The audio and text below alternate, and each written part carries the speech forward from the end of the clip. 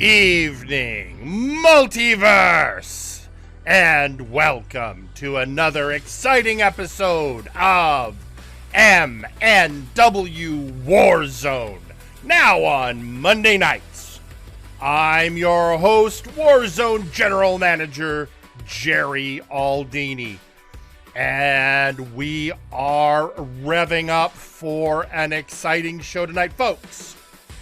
Don't know if you heard, what with this being the last show of January, but in February we're having a pay-per-view, Shonen Spirit, and we got a lot of work to get up for that show, including we have to figure out exactly who's going to be facing Malice for the Big Oof Championship. The standing contender candidate is the Son of Thunder, Johan Mjoln. But it's never that easy. So for Johan to get that shot on February 19th, he is going to have to beat Malice in a beat the clock challenge. Malice and Johan have matches tonight. Malice first. Malice will... Let me explain it, because the rules of these are interesting, because you got to have a lot of skin in the game. Malice will have a match. It's going to be timed. After that, Johan will have a match. If he wins his match in less time than it took Malice, he's the #1 contender. But let's be fair. Malice and Johan's opponents need to have some skin in the game. So, if either opponent wins their match, well, if Malice's opponent wins his match, that's the time, and his opponent will be added to the Big Oof match, making it a triple threat. If Johan wins his match in time, well, he's the #1 contender. If he, however, loses the match or fails to beat his opponent in time, his opponent is then the #1 contender. So there's a lot on the line, folks. Who are their opponents? I don't want to spoil that surprise. Now, there's other things I don't want to spoil, but we have to. Because last week, we had the grand finale of the Wish Upon a Brawl portion of the Brawl for Y'all. And it was won by the All-Father, Arcolf. Leading to the question, what does this mean for the multiverse? Well, there's only one way to find out, and that's ask the man himself.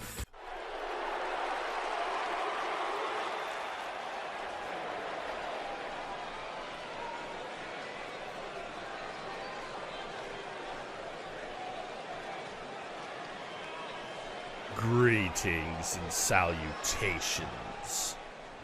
I, your gatekeeper to the multiverse, the All-Father, Arcolf, has won the Wish match. And I've been giving it a lot of thought. Any match of my choice, tables, ladders, and chairs, hardcore, first blood, the possibilities are endless, against any opponent of my choosing, everyone in MNW is eligible. With any stipulation. Aha. Now there is the crux of the matter. I can choose the consequences of that match.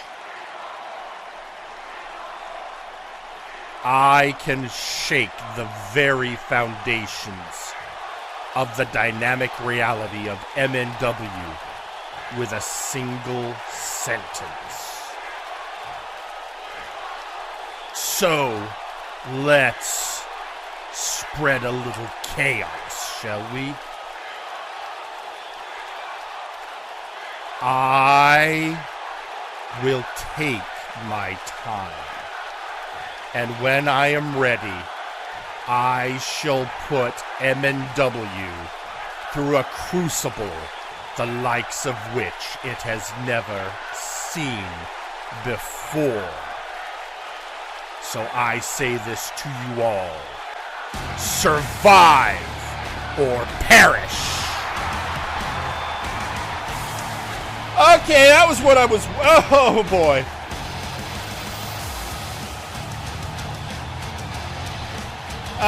Yeah, there we go. The man who brought the Inquisition down on MNW because he felt we had grown weak and complacent now has the ability to dictate the terms. Any match, any opponent, any stipulation. My mind boggles at what stipulation Arcolf is going to come up with. And here's the thing, he has no time limit. None at all. As far as I know, we still have an outstanding wish from 5 years ago being held by, well, I'm not going to name names. He knows who he is. He knows what he's done.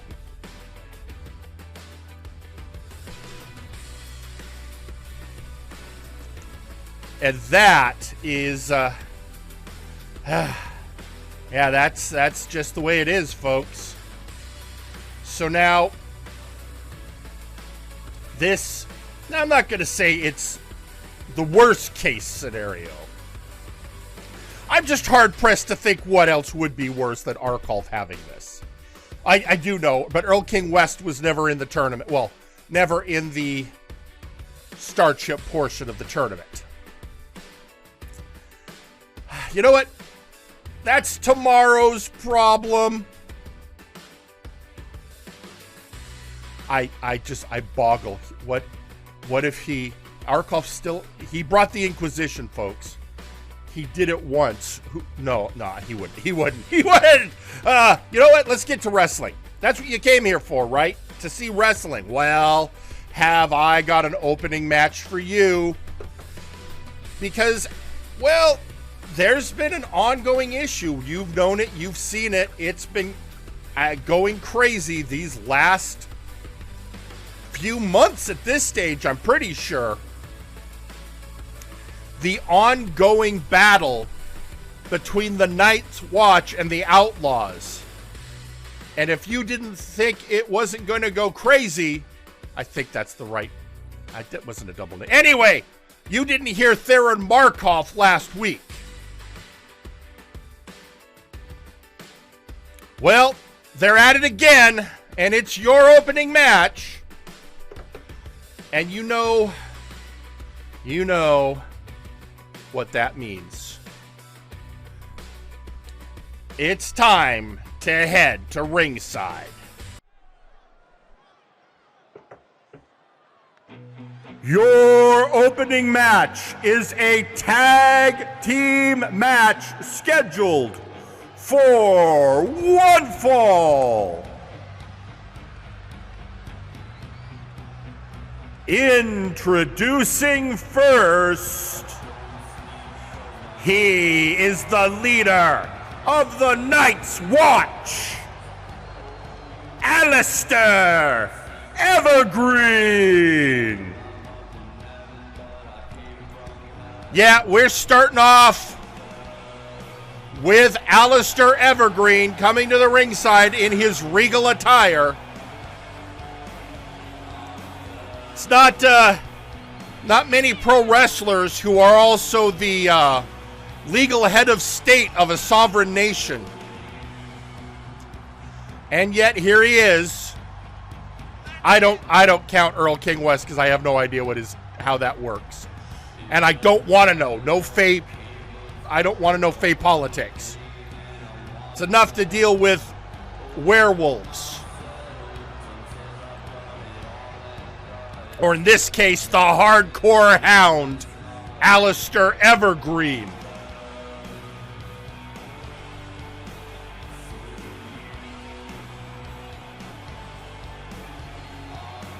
So he's first, but who is joining him at ringside?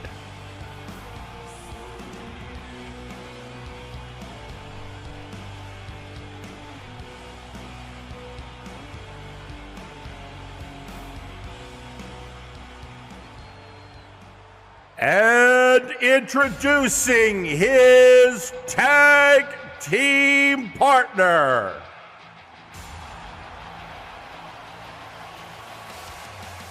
Gunnar Birch.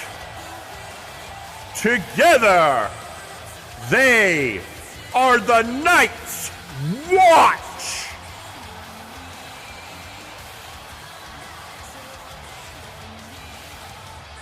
Well, there you have it, folks. Kicking it off with Alistair Evergreen and Gunnar Birch of the Night's Watch.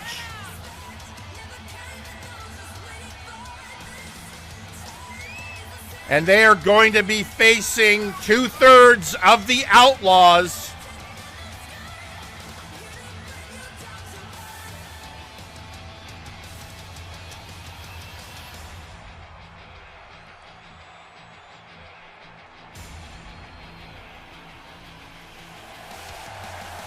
Of course, Gunnar did a great job in Alistair's absence running the watch. And now they're back and stronger than ever. But they have to face these guys. And introducing their opponents, Theron Markov and CJR Killer. They are the Outlaws. And they are coming and they play for blood. And Theron made it clear, this is war. And he is going to show the hardcore hound just how hardcore he and CJR Killer can be. Now, if you're wondering where Westwind and Nakano Kirishima are, well, we needed opponents for those Beat the Clock challenges now, didn't we? So you'll be seeing them both later in the show. That's right, they'll be the Beat the Clock challengers. Was saving that for now. But first, their teams have to mix it up in our opening bout.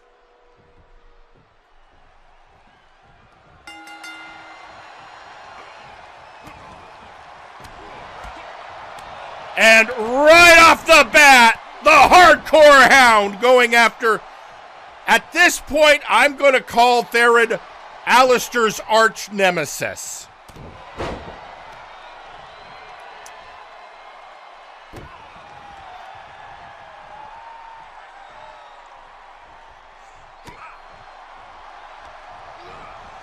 You've got a werewolf versus a man who once fancied himself a fallen angel.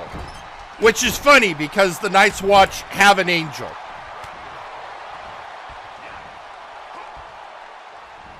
And they are just going at it. At this point, wrestling be damned, these two just don't like each other. I think if you had to ask them what would they rather do, win or hurt the other guy, hurt the other guy would come out on top.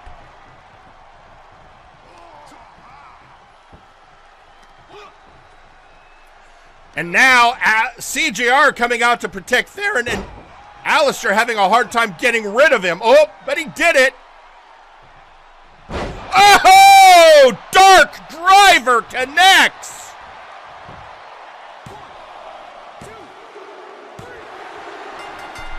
And your winners, the Night's Watch. Oh my God. Ref! Ref, not again! Ref, not again! And Theron had it. You could have, outside of shining a light, I cannot believe I'm sitting here defending Theron Markov's position. But he had the rope. He didn't bother kicking out because he had the rope.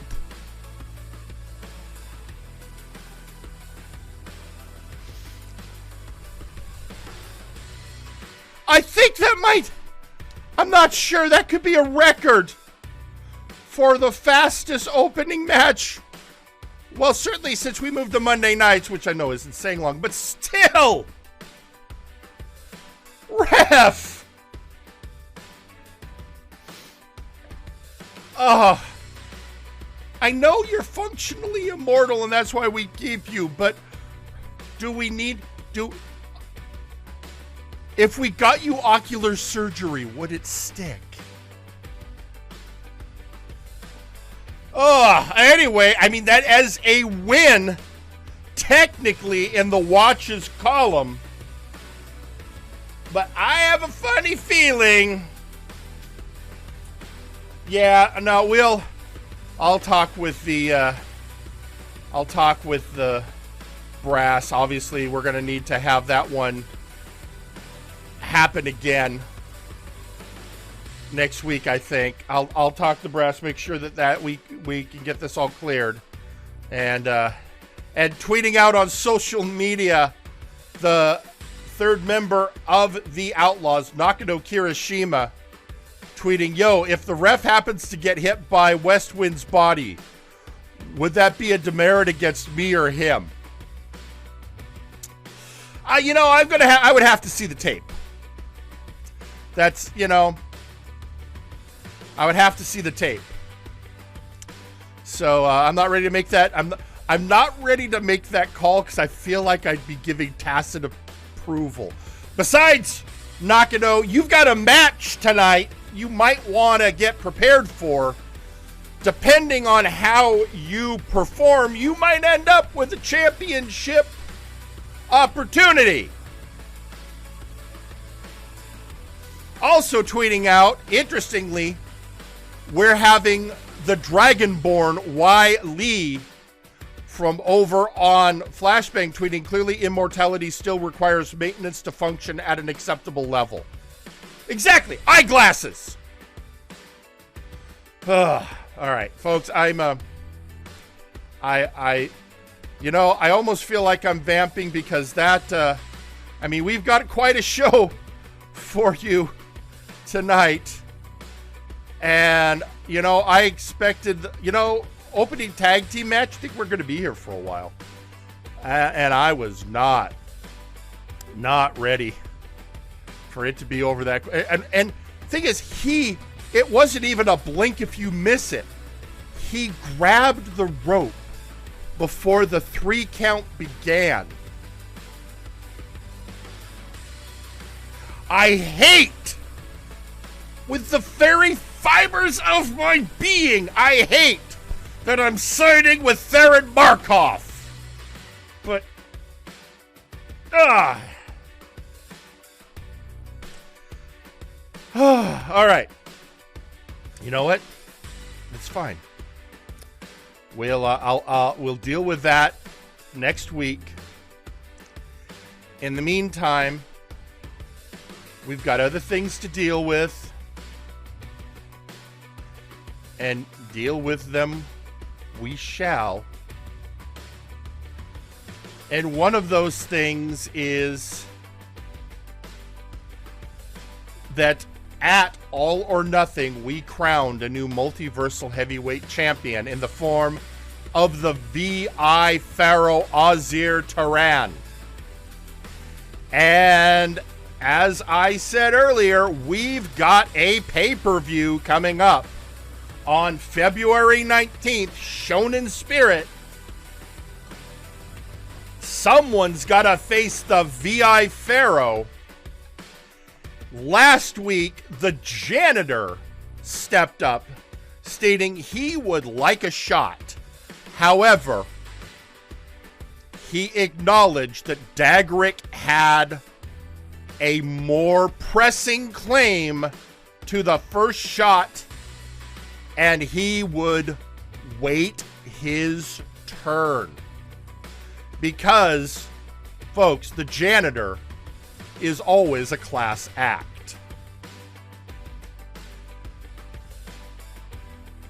But while we wait for that shot, well, that leaves the question. Is Dagrik going to face the VI Pharaoh? Well, let's head down to ringside, because I feel the champ has a few things to say on the matter. Folks, he is your multiversal heavyweight champion and the leader of VIP, the VI Pharaoh, Ausir Taran.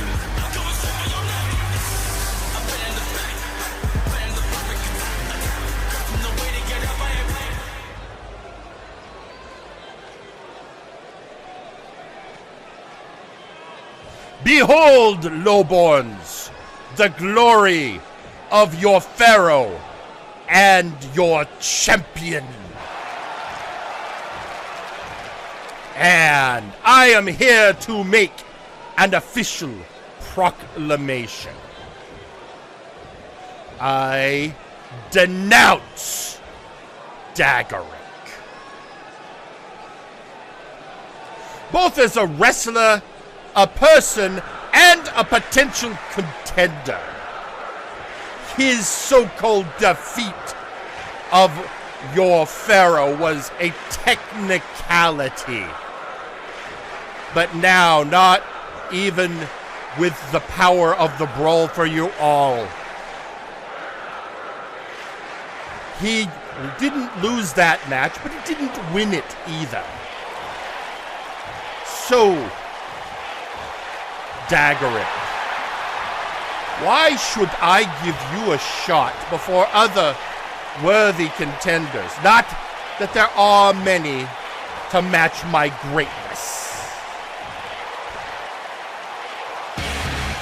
Well, I guess he's about to get an answer up close and in person, because that is the music of the Dwarven Prince,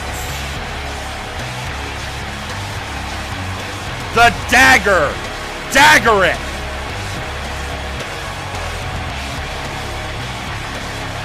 Pharaoh versus Dwarf.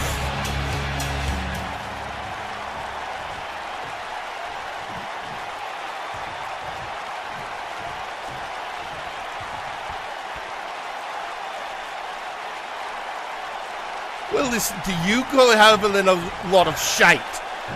Okay, what is my credentials? I'll tell you. I was the longest holder of the Warpgate Hardcore Championship. And that alone is a feat of glory.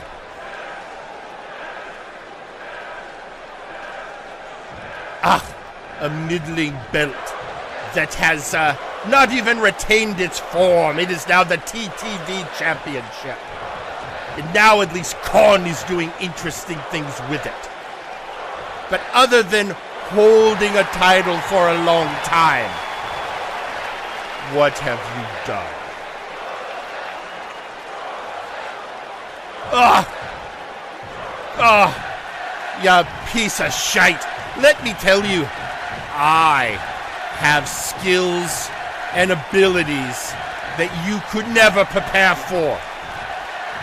I already have the honor of being the shortest champion on the roster. Wait, I'm confused. That was almost Seth Jackson levels of non sequitur. How is your being the shortest wrestler any kind of credential?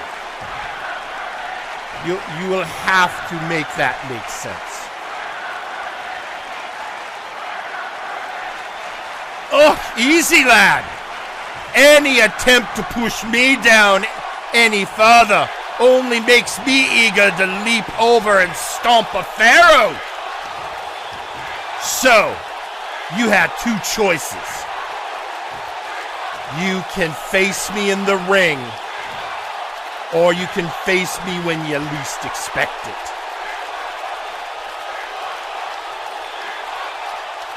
So considering I wouldn't see you coming because you're so far beneath me, you need to show me what you're worth. But I will say this. It will take a lot to convince me. Well, that's just fine, because I'm ready and willing and able. So do whatever you want. Throw your lack. Oh, you only got two of them left, don't you? And I've beaten both of them before. Why don't you send them both? Send them both. I don't care. Do what you will. Oh. I don't know. After all, I've got Eden Zero waiting for his opportunity. And I have the janitor waiting for his. Why would I not go to them first? And at least face some class. No. You've said enough. You will get out of my ring and stop sullying it with your dirt and grime and whatever it is you dig in your holes. And I will go find a worthy contender. Well, okay.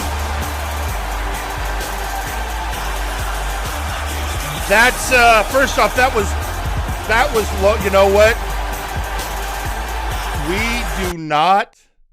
We do not tolerate anti-dwarfism here. They are a proud culture, and not everything is mining. So, I don't care if you're champion. We will not put up with that. Also, correct me if I'm wrong. Somebody, not you, Ausir, books the matches. But, you are the champion. You have some sway. But I got a feeling we're going to have this discussion. Well, the only place it can really be had, in the ring. So we'll see what we come up with in the week to come. In the meantime, we have other weighty issues going on.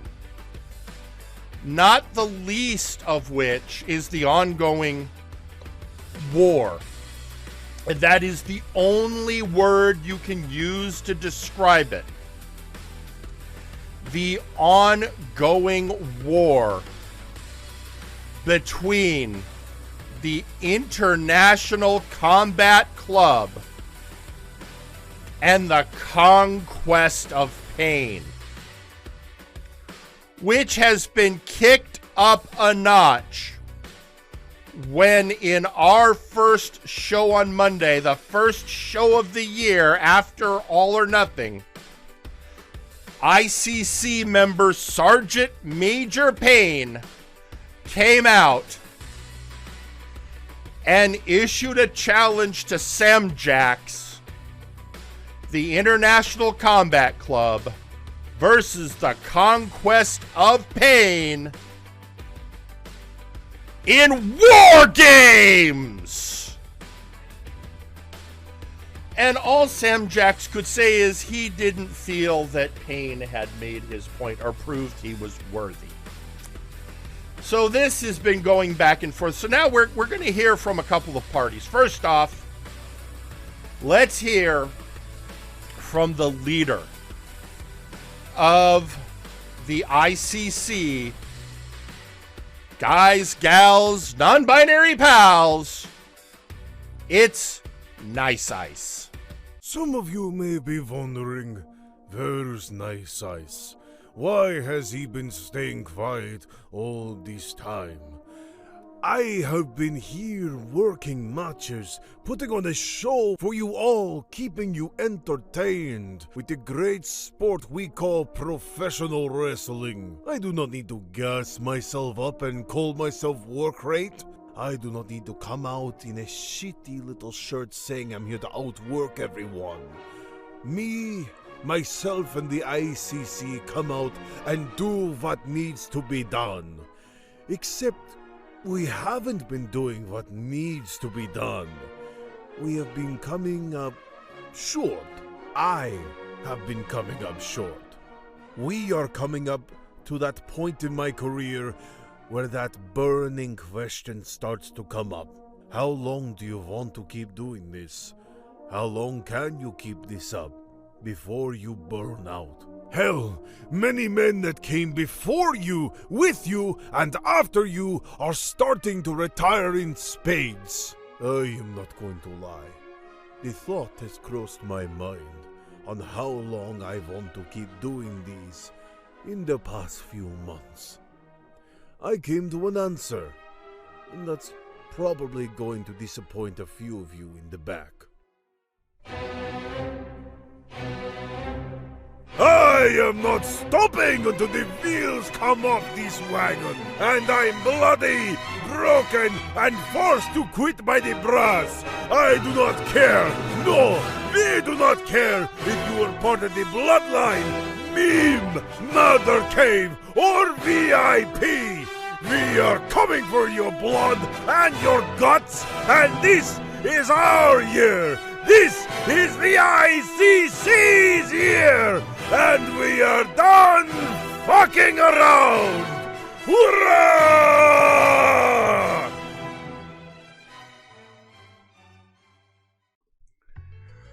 Well, I think that's about as unambiguous as it gets. But that's not all we are going to hear from. I got some audio today from Taylor, the representative of the Conquest of Pain. And I'm just going to play it now, just so we get the other side of the equation heard from. Leave it to the militant big mouth to suggest war games. Ain't we done showed them bastards we better than them? Indeed. And he doesn't even have the authority to call for such a thing. I've already started a petition to the brass. No way am I allowing one of my clients to be goaded into this. Enough. Let the yapping soda dog talk. We'll wait and see what the brass decides. The numbers game ain't on our side, but that means they're gonna underestimate us. But shouldn't we at least try to have the match written off? No. War games isn't just a fight. It's a battle of tactics. Weaponized, strategic combat. We must prepare. Check, Crook. What? How in tarnation? Damn tower. Just as a multiversal constant, during my universe, the tower is pronounced Look. Is a dumb piece. Horses taste better anyhow. Nonsense. It strikes when you least expect it. just like your fighting skills. And mates. That's like 12 games in a row now. Again. I like this piece, though. It's got a crown. Can we get back to the War Games match?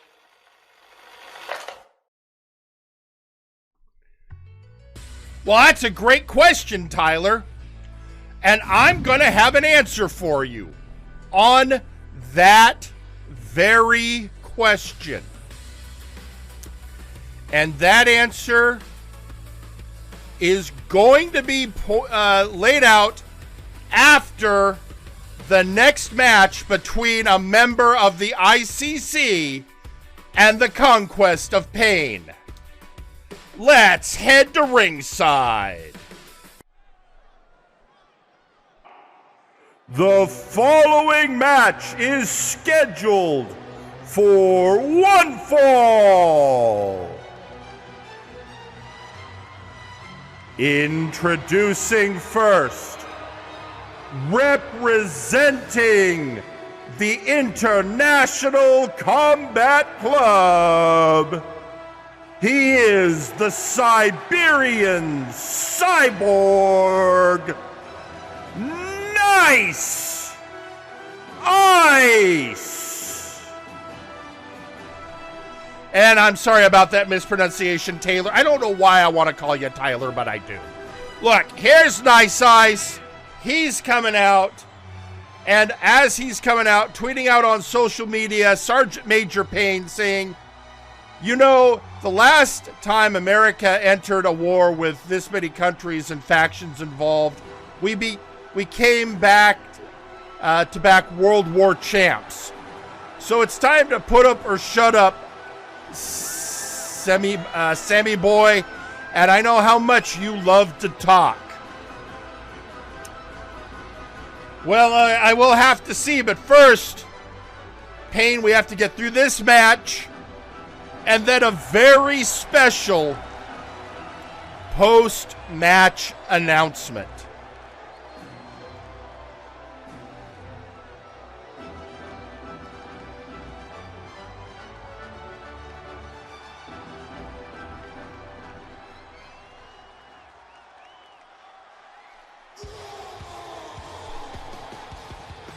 And introducing his opponent, representing the Conquest of Pain, he is the unstoppable Gorm.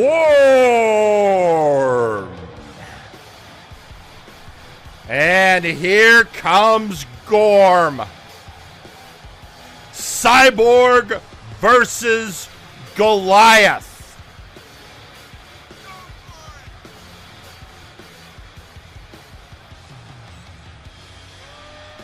Now, Gorm has had many interesting matches against ICC members, including an epic match last year against McMorgan.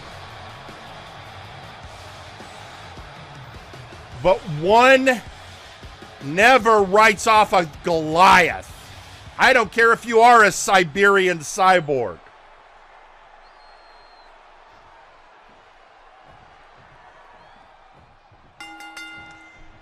And we're off. And right off the bat, a suplex on Gorm by Nice Ice. And folks, if you've got Hoss Fight on your bingo cards, here it is.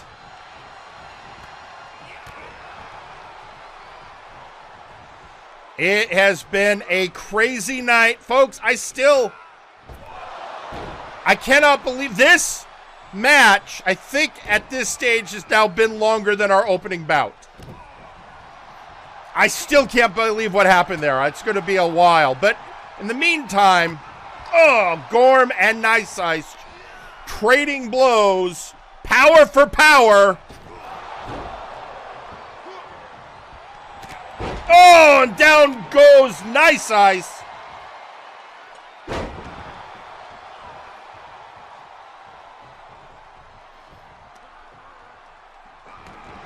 Gorm just stomping the face of the leader of the ICC. Oh, just bulldogging him.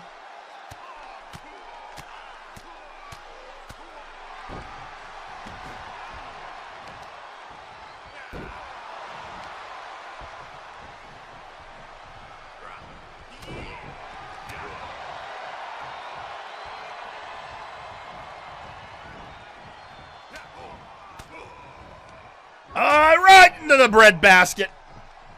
Is it the bread basket if you're Siberian? I don't remember. Oh, nice ice. Counters.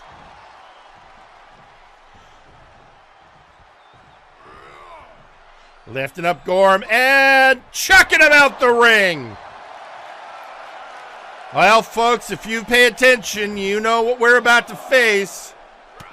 Both of these wrestlers like fighting on the outside.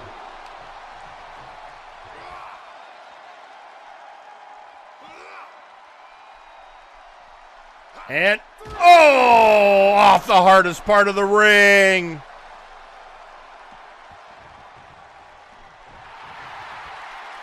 And Gorm calling for nice ice and following him out of the ring again.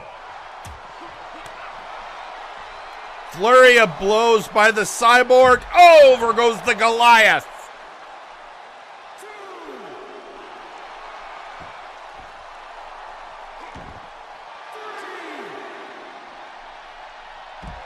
Oh, that reversal from earlier. Favor returned by Gorm. Oh.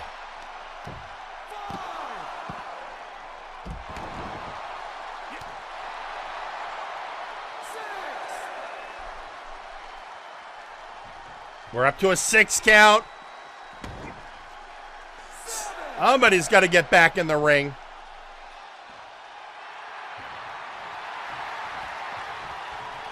And both combatants back in where it counts. I guess I should say for the moment.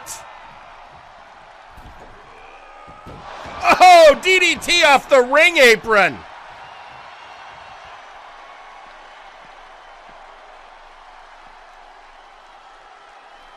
The power of nice ice. And down he goes.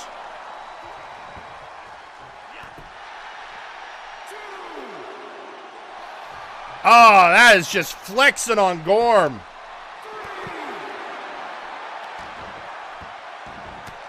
Now just raining blows on the side of the Goliath's head.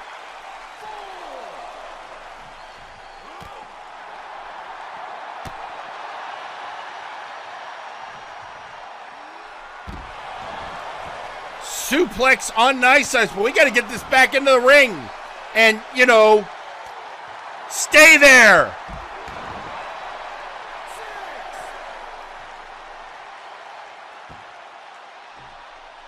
And in goes nice ice. Breaking the count.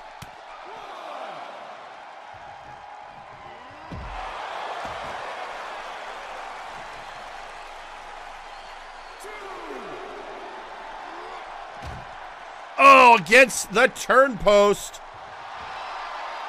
And now Gorm flexing on nice ice. Oh, returning the favor.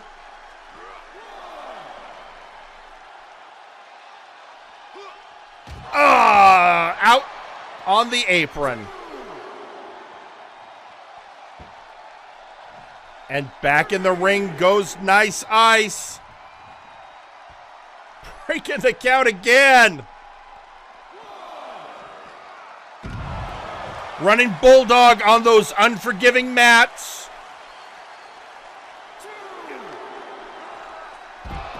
Oh.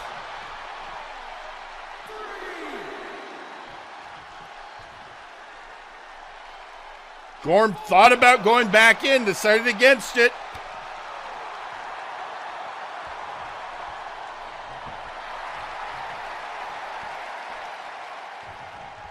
And finally back in the ring. Well, for the moment.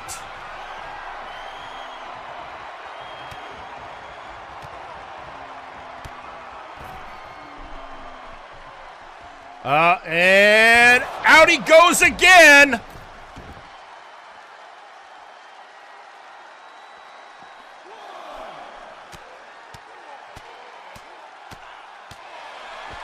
Just this point,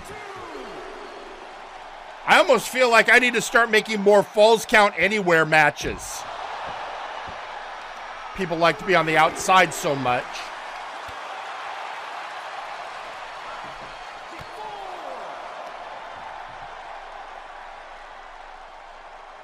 Oh no!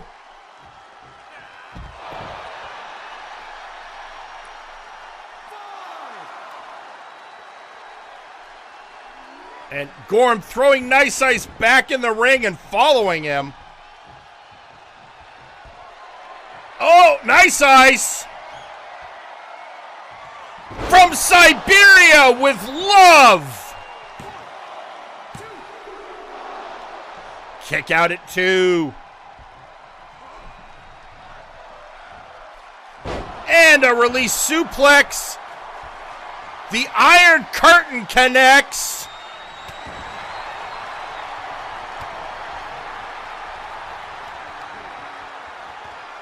And up goes, and he he hurled him outside again.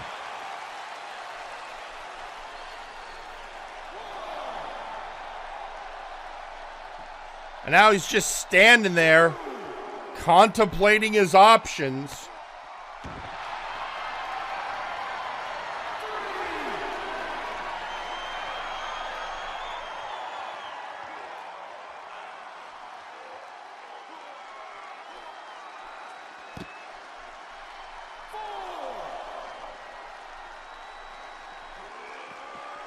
Oh, against the barricade.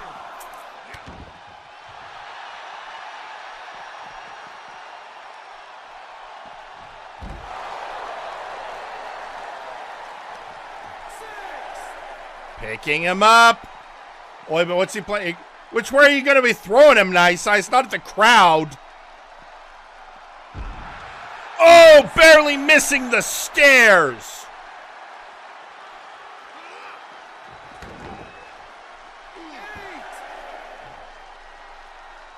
Back in, Nice Ice by the 8 count. Breaking the count at the 9.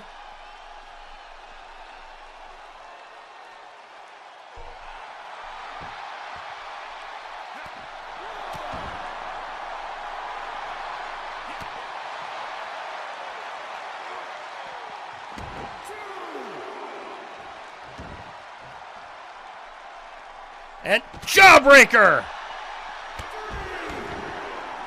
And a big old boot.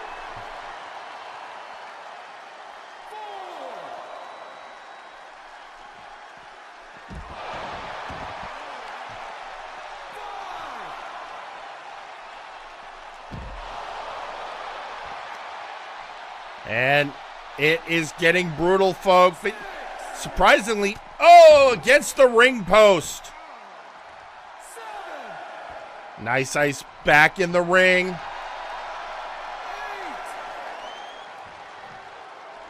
Breaking the count again.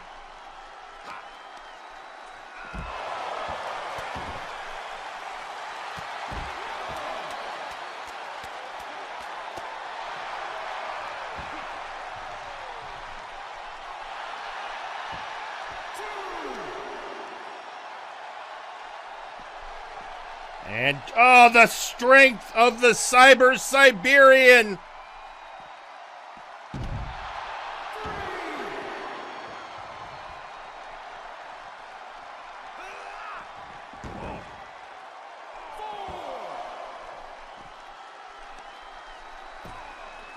And now, both men kind of really, they've been beating the hell out of each other.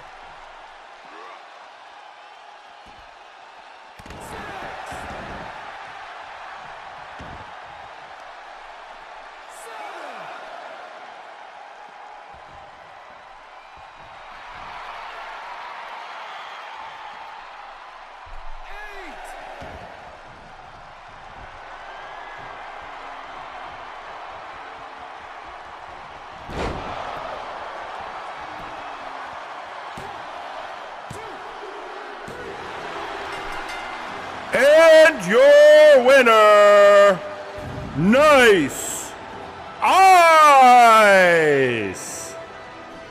Well, there you have it, folks. Another victory by the ICC. Now, I told you all I had an announcement, but I didn't do it before the match. And here's why. That announcement hinged on the outcome of this match.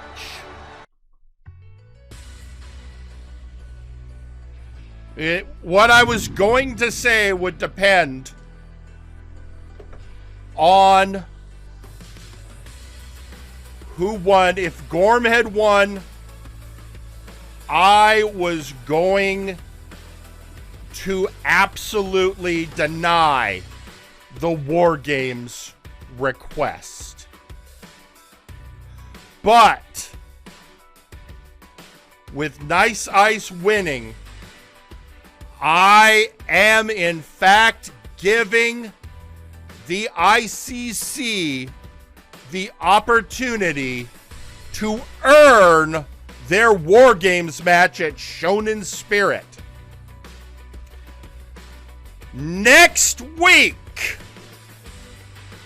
the leader of the Conquest of Pain, Samjax, will take on the unknown soldier, Sergeant Major Pain. And if Pain wins, the Conquest of Pain will face the International Combat Club at Shonen Spirit in War Games.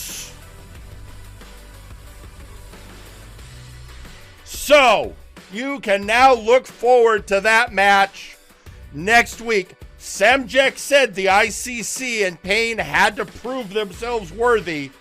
Well, this is how they're gonna do it. But as we move on with the evening, we still have some other things to cover. Now, last week, in your main event, we had the finale of the Brawl for Y'all. You've heard from two of the contenders in that match tonight. First, the Allfather Arcolf addressing the crucible he is going to put us through now that he has the wish. Dagrik stepping forward to challenge Ausir Taran, but Ausir saying he's not sure Dagrik's the person he's gonna face first. Well, that leaves one contender left to hear from. So, folks, let's head down to ringside and hear from your henshin hero, Mega Rider X.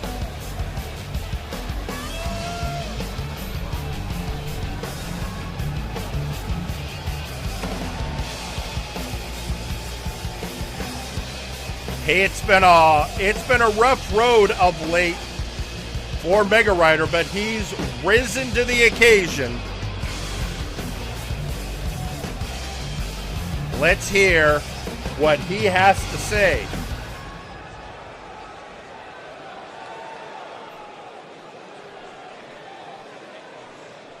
Folks, I would be lying if I said I wasn't a little disappointed in my loss last week in the Brawl for Y'all.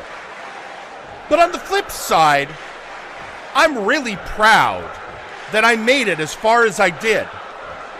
I won the 20-man Battle Royal to get in.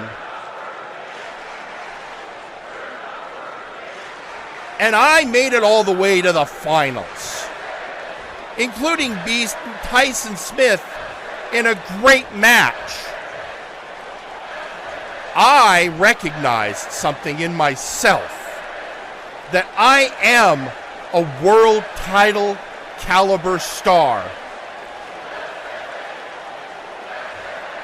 And that I am worthy of championship gold.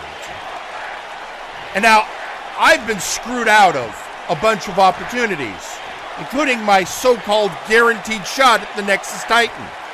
So, first things first, get that settled, get my title shot, and get past all of the BS and all of the naysayers and bullies trying to hold me down. So it's time to Oh crap, it's Carcharodon. Ah, no, not again. The shark demon coming after the henchman. He attacked the ref who was trying to establish some order. Carcharodon lost to Mega Rider at All or Nothing. Apparently, he's still a little sore about that. Folks, I hate to say it, but at this stage, I think it's personal. All I can say is when you have a tokusatsu hero like Mega Rider and a hybrid shark demon creature like Carcharodon, they're going to be natural enemies. So, I would love to say, oh my God, I can't believe that happened. But it happened. We're going to have to do something about that, I think. So, well, you know what? They each have a victory over the other. And if there is a force that cannot be ignored in wrestling, it's the rubber match. So I think we know where this is going. And I think we know when it's happening. I just got to figure out what kind of match is worthy of Mega Rider X versus Carcharodon Part 3. Well, there's been a lot. We will deal with that at a later date. In the meantime, one of the other things kind of dangling from last week is issues involved, well, Sir Uncle Dunk and his, issues with the troll train and things that, I could try and explain it, but, well, we've got some audio to play for you. Ladies and gentlemen, because he paid an exorbitant amount of money for it, Sir Uncle Dunk. All right, you degenerate peons. I hear you all out there. Everyone is jumping the gun and saying, Uncle kidnapped Tiki, and Uncle is a madman. I ask you, what evidence do we truly have? So the men who dragged him away were wearing business attire and tall yellow and black hats. I ask, have any of you seen a mob movie? Many men in nefarious businesses go about in formal attire. It's nothing that directly links back to me. And as for the black and yellow, first of all, I am black and gold. Second, I am not the only man with that color for his attire. You know who else does? The Bee. Why is no one throwing accusations his way? Or is this yet again another discriminatory attack against the 1%? You all need to leave it to the professionals, such as Seth Jackson. He has solved numerous cases in this company with his unique brand of thinking, and given time, I'm sure he will get to the bottom of this. So please, stop hurling accusations my way before I sue for slander. And Seth, if you ever need a hand in the investigation, give me a call. That... so much that makes me uncomfortable. But, I mean, we saw that meeting of the minds between Seth and Unkley, and yeah, Unkley seems oddly impressed with Seth Jackson. I'm sure that's nothing to be worried about, though. Nah, not at all. Although it is a nice segue to our next matchup, which I have to admit, it's an interesting mix. It's also a tag match. Maybe this one will, I don't know, last longer than a minute. Either way, let's head to ringside.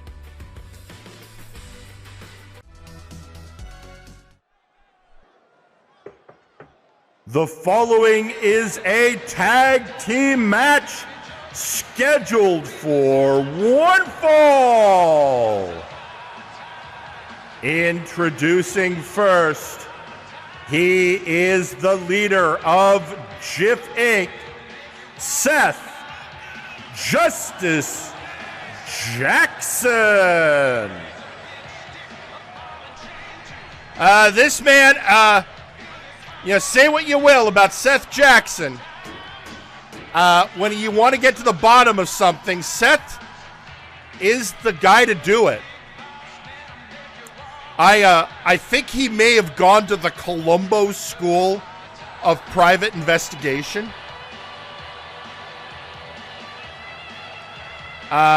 Because his methods are unorthodox, but his results are unparalleled. But I suppose you're wondering which JIF member is joining him. Well, funny you should ask. And introducing his tag team partner, Osman Killick.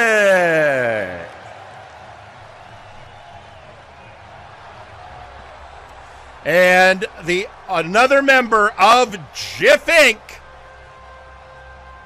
Osman Killick, another man who is used to looking at situations in unconventional ways. He is also the first person that really warned the multiverse against Adrian Driscoll. And if you saw last week's main event, I don't know what happened, but people are telling me they have a feeling that Driscoll might have been involved in that main event between Tyson Smyth and Khan. I've looked back at the tape. I'm not sure what they're talking about, but Tyson has certainly been asking questions, including getting some info from Osman. But in the meantime, Osman getting ready for a match with his team leader. But the team they're facing will be no easy task.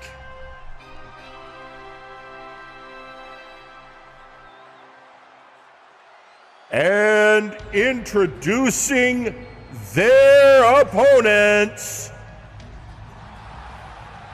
coming to the ring first, he is the man of mystery, Mr. Enigma. No, folks, this isn't a trios match. It's a tag match. But that is JIF Inc.'s own Mr. Enigma. But he is not coming to the ring as a member of JIF Inc. because Mr. Enigma is also a member of the Heroic Alliance known as Guard.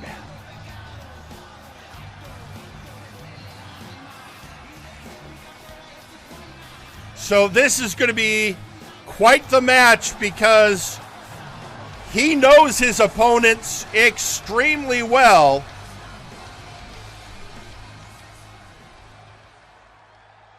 And introducing his tag team partner, he is the hero of the multiverse. He's our man, Daverman.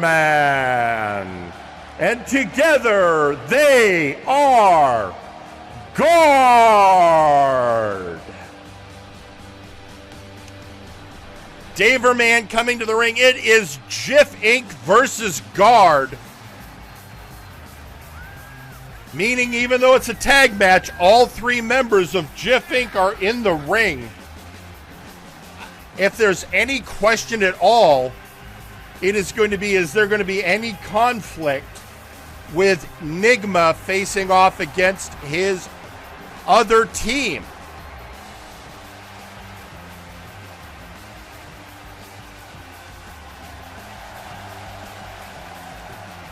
And Daverman, and I'm sure he's noting with interest what happened to fellow Guard member Mega Rider X in the segment before this.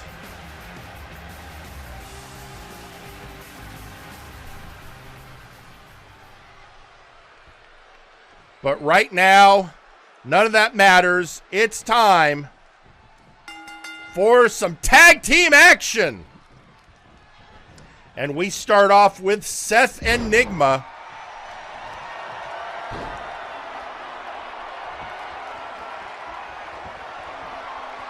Seth getting an armbar on Nigma. Nigma working his way out.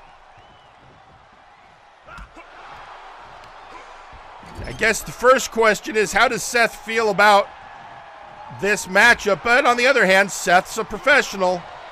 And if he's got to knock some heads together, heads will be knocked. Including chopping his teammate.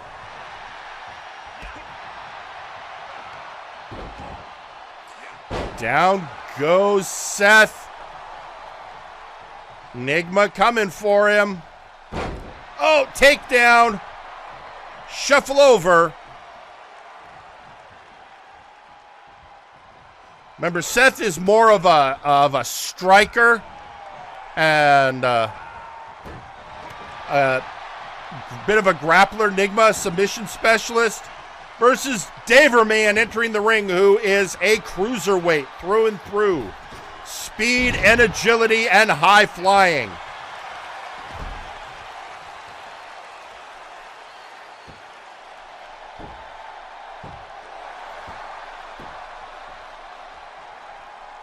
And standing moonsault, but Seth gets out of the way.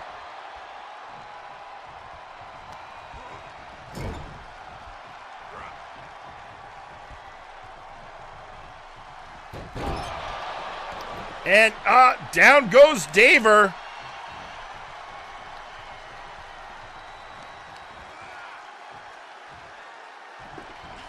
Hoisting him out.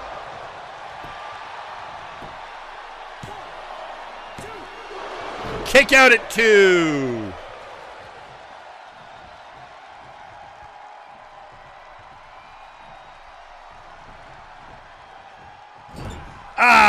Daver. Oh, Daver gets an elbow to Seth and reverse enziguri. Oh, here it comes. Oh, he was getting ready for, and he gets it. World's finest. He just relocks his target on Osman Killick. Welcome to the match, Osman.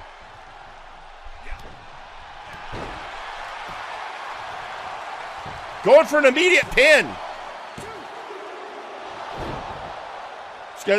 Osman kicks out because Osman's already had an issue with refs catching his rope breaks. And we've already had a really bad incident of that tonight. Oh, wait a minute. And the silent treatment. Osman tied up in the silent treatment, but manages to power out.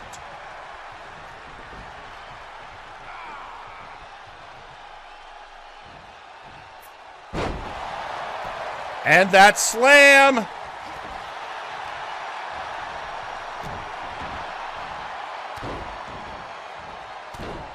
And elbow and a second and a third.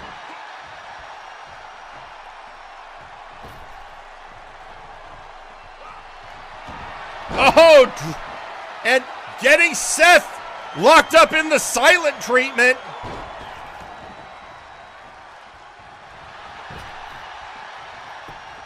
Now going for the pin. Kick out at 2.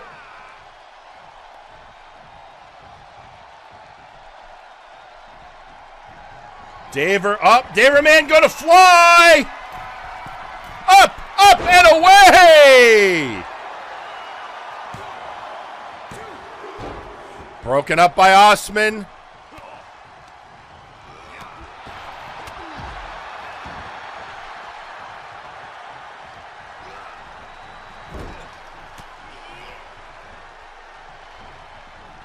Oh, just ramming him and suplex.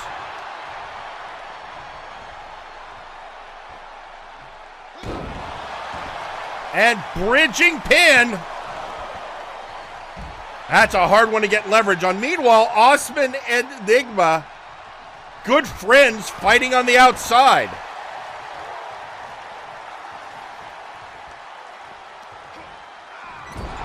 Up, Snake Eyes in the corner.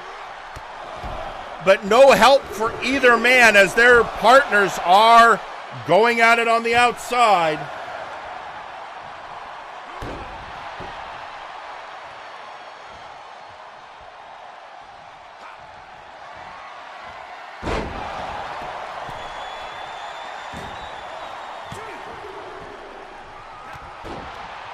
Now chaos in the ring. It's all chaos in the ring.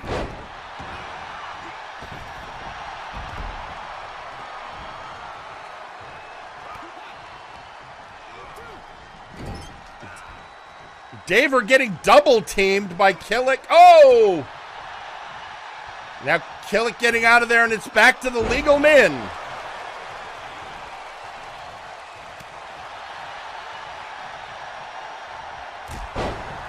Oh! Taken down by Seth. Seth being a little brutal right now, if you ask me.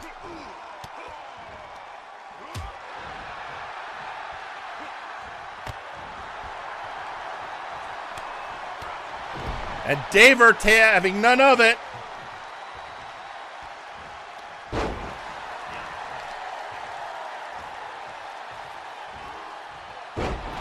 And suplexing the hero of the multiverse.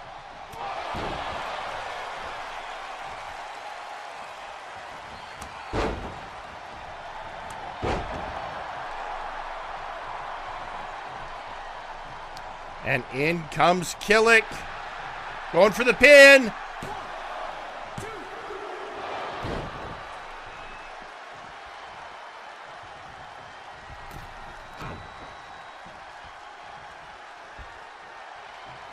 Oh! Flip over by Daver.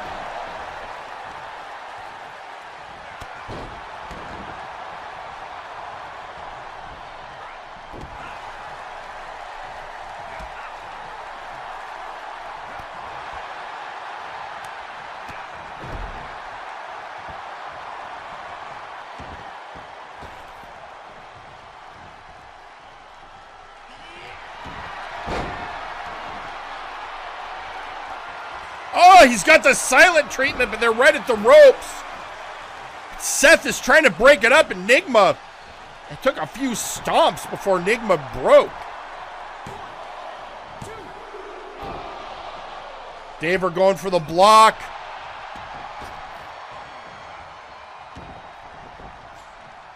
Killick managing to kick out on his own.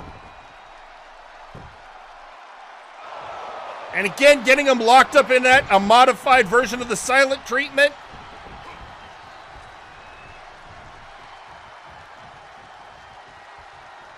And Seth taking a little stroll through the ring. In comes Daver. Oh, he's setting up for it, folks. Here we go again. World's finest!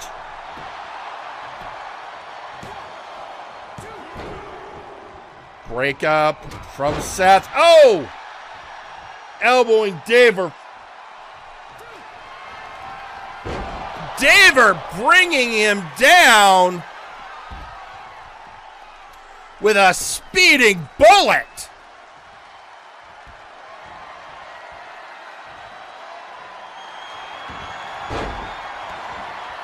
And again, the silent treatment locked in on Osman.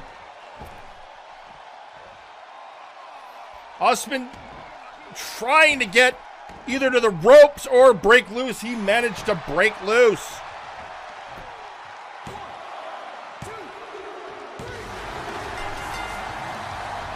And here's your winners, Guard. There you have it, Guard over JIF Inc. Maybe a little awkward for Nigma because he's got to go to work in the morning with his fellow JIF members after beating them the night before. But for right now, a huge victory for Guard,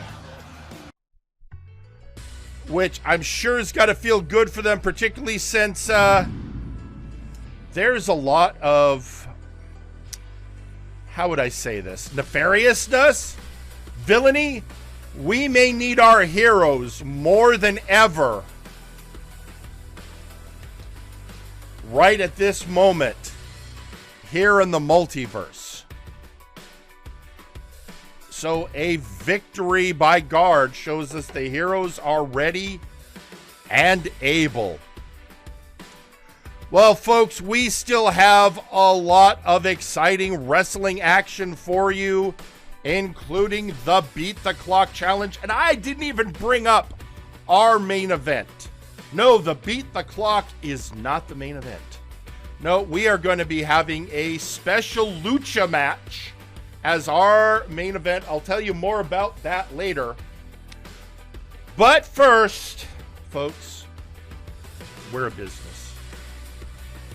The business of wrestling. But businesses need to make money. And as a result, we now need to take a moment, have a short commercial break, and when we come back, a very interesting match that could have Shonen Spirit impact. We'll see you after the break. The following message has been paid for by blood money. Have you ever witnessed a beloved JRPG mascot get brutalized? Perhaps a kawaii character from one of your favorite anime has been through a grueling battle. Or perhaps some jackass just gets off on inflicting pain to them. Well, don't just stand there. Pick up the phone today. Hello, I'm Mr. Butler from the Kawaii Universal Protection Organization. Here at Kupo, we provide treatment and recovery for all the kawaii creatures of the world who have been put through the ringer. Our facilities include therapeutic counseling sessions. Alright, Bernie, calm down! I'm not Paul! Why did we sign up for this? Exercise regimens for full rehabilitation. Holy Jesus! Run! No! Dang nabbit, I told you not to mix up the greens in their diet! And of course, our serene and peaceful med wards. Oh, sweet unholy heaven, who let the Tonberries out of the secure way? Yes, indeed. We spare no expense to ensure the safe recovery of our beloved mascot patients. So don't delay. Call 555-KUPO today. That's 555-KUPO. The preceding message has been paid for by blood money. Only those with the right card and the right tastes are fortunate enough to be admitted to the Crimson Cabaret. It is where the most desired, most talented of souls entertain our exclusive club members. We offer 2 levels and live music, be it the voice of a starlet or the company of a charming server. We cater to all tastes, and we are sure to satisfy. So tell us, what is it that you desire? This is the grand opening of the Wild Fang Coffee. Here you can feel safe with your baristas trained in popping a cap in a dude while crafting the perfect cup of coffee. Each has spent 6 months in combat training and trained by Ramsey himself, the National Coffee Chief. They strive for perfection in every cup. And remember, Wild Fang Coffee. Come steal from us. We dare you. Seth Jackson here with the Man Dapper. Have you ever been scheduled for a singles match only to discover your opponent is Helix sucks? Have you ever been powerbombed so hard that your bowels come loose from the intestinal lining? Well, if you said yes to any of the following questions, the Man Dapper is here for you. With super absorbent anti-Hershey squirt technology, we have you covered, no matter how quickly you are plummeting towards a splintery potluck table from the 80s. The Man Dapper, because your ass is a winner. The Man Diaper is not liable for any rashes caused by the misuse of our product, no matter how much Seth says he itches. When you're the type of guy on a hot summer's end day, taking down every son of a gun that ever did you wrong, the first and last thing you ought to do is have that victory smoke. Make sure it's a Vin Smoke. Vin Smoke's Hunter Classics. They got a real kick. Each year, millions of people struggle due to poverty and lack of opportunity. For some, help arrives too late. Hello, I am Sir Uncle Dunk, and I'm here to talk about a group of people who have struggled more than most. The 1%. These wonderful people are a minority the world over and have been persecuted by governments and societies to the point where they're becoming an increasingly small part of our planet. We here at Uncle Corp aim to help those affected by business laws, OSHA regulations, and sweaty wrestlers in spandex. If you make a donation today at 1-800-GIMME-MONEY, we can end the suffering of the rich minority around the world. That's 1-800-GIMME-MONEY. Make your donation today. And we're back. So, there's, alright, we've had a lot today. We've had perhaps the shortest ever opening tag team match in MNW history. We now know that next week, Sam Jax will face Sergeant Major Payne. The winner of that match will determine whether or not we will have War Games at Shonen Spirit. And of course, we heard the dire warnings of the Allfather now that he has won the wish. But if you think that's all we have to deal with from the Murder Cave, think again. Remember, one of the things Arcolf said is it's time for there to be some chaos spread throughout MNW, which I'm sure makes Khan extremely happy. Well, it seems the rest of the Murder Cave are intent on throwing that out. Because there's been a challenge made and accepted. And it's got to be seen to be believed. Which is my way of saying, let's go to ringside. The following match is scheduled for one fall. Introducing first, representing Spectre Sonata, he is one half of the Unified Tag Team Champions, the Pure Metal Ghost. And here he is, folks, PM Ghost. The pure metal Ghost, who along with the bad CG Ghost are your tag team champions. And let's put it this way. The tag champs have said that if somebody wants to face them for the belts, they've got to show them some flair, some style. And, you know, the last, it's shown at All or Nothing, sure. The Dr. Valbonomics gave a rap concert and VIP got a shot. But let's say this team coming up have a different opinion.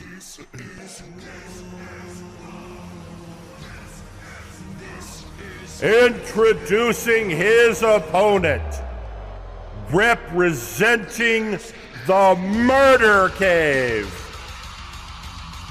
He is War Incarnate, Grizzly Adams.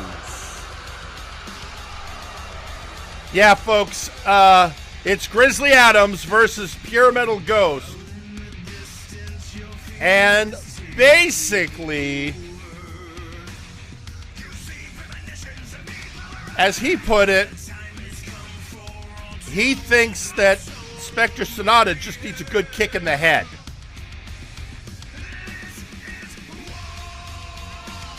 So here they come.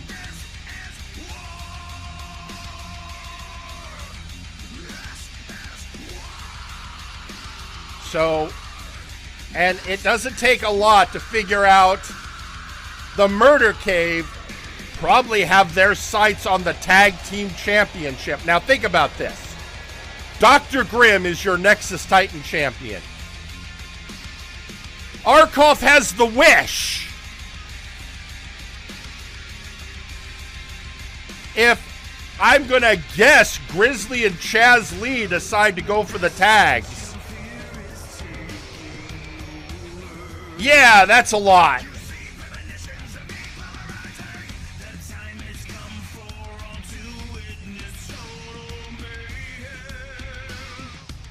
So we're going to have to see what happens. But first off, we got to get through this match.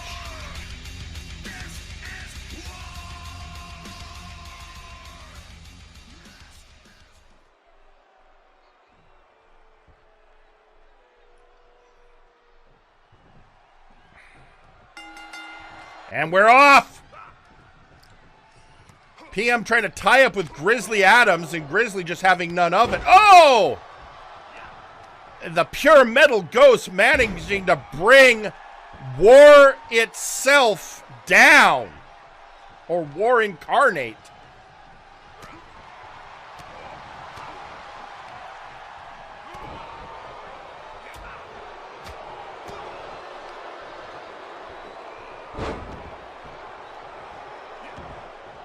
And PM's definitely got his sights set on trying to bring it to Adams. But this is a former multiversal heavyweight champion. Held many accolades, was the leader of the new Four Horsemen. Was a member of the Faces of Fear until he helped shatter that faction and form the Murder Cave.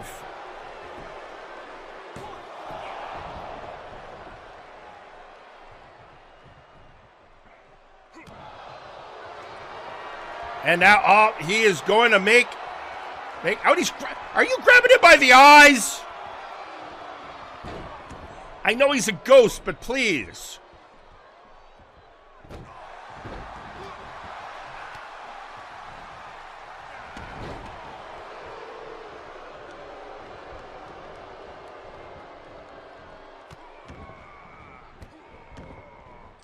And just stomping on the ghost. The Phantom fans are floating above the ring in excitement and agitation. Well, above the crowd. We asked them not to get into the ring. It's distracting for those wrestlers who can see ghosts.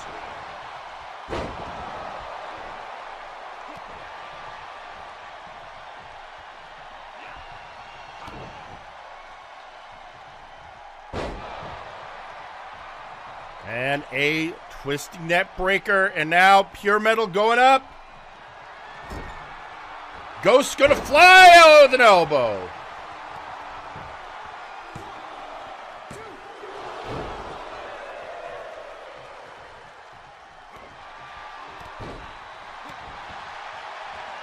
Bringing Grizzly up. It's PM Ghost is making a good accounting for himself. But then he's getting suplexed by Grizzly Adams.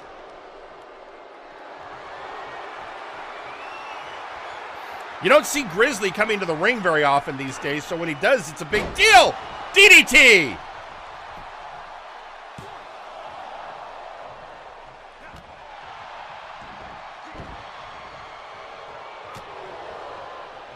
And backing the Ghost into the corner. Suplex!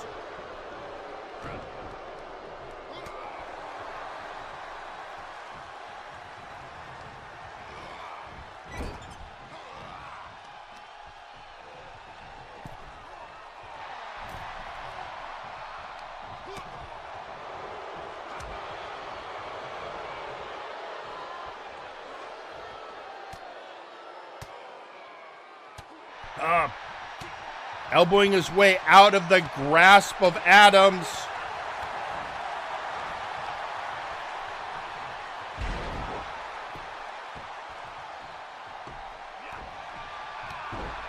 And just bringing it to the big man going up. Ghost's gonna fly again.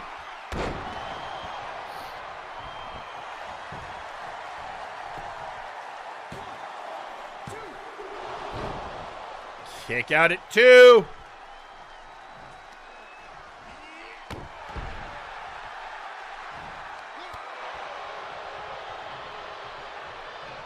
And whipping Adams into the corner.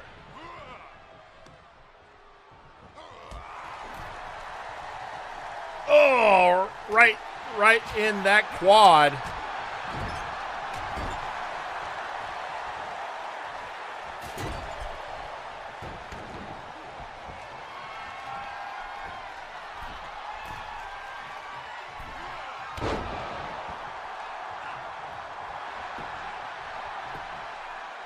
One, two.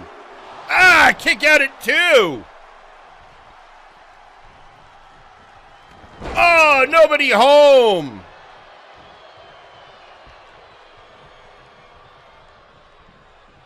And lifting him up.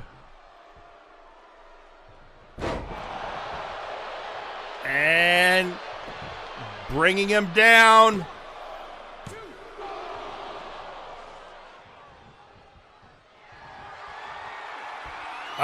Oh no, here it comes! The Grizzly end!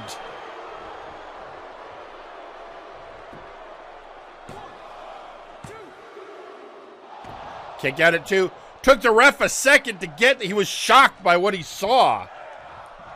The brutality, and I think PM is busted open.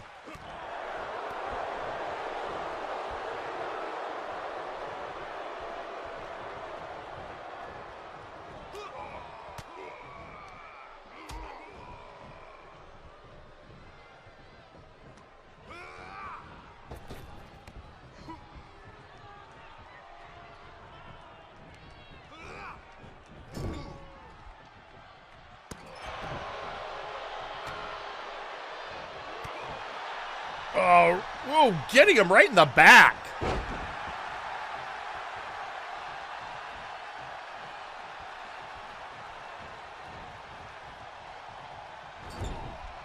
Banging him back into the corner.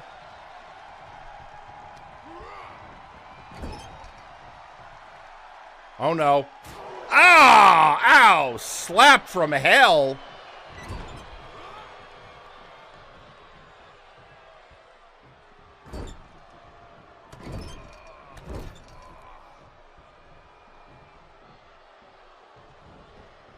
And knee to the gut.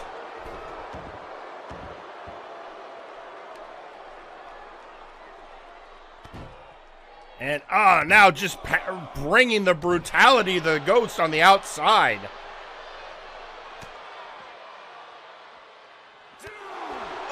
Oh, Anita Grizzly. Showing him how it feels like.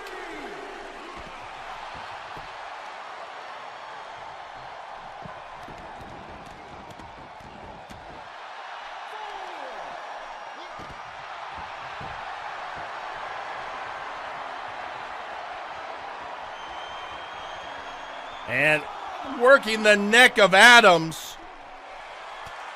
Or, sorry, the leg. Don't know what I was thinking.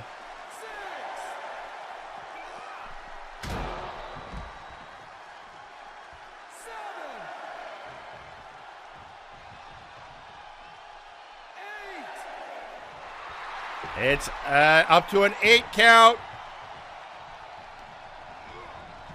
Grizzly in the corner. Oh, elbow to the face of the Ghost.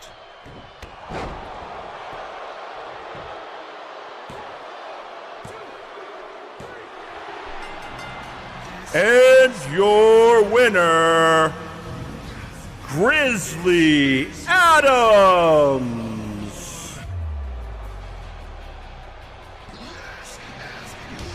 There you have it, folks. Well, a victory by Grizzly Adams. And if the Murder Cave wants to make an argument that they should get a shot at the tag titles, well, there you have it.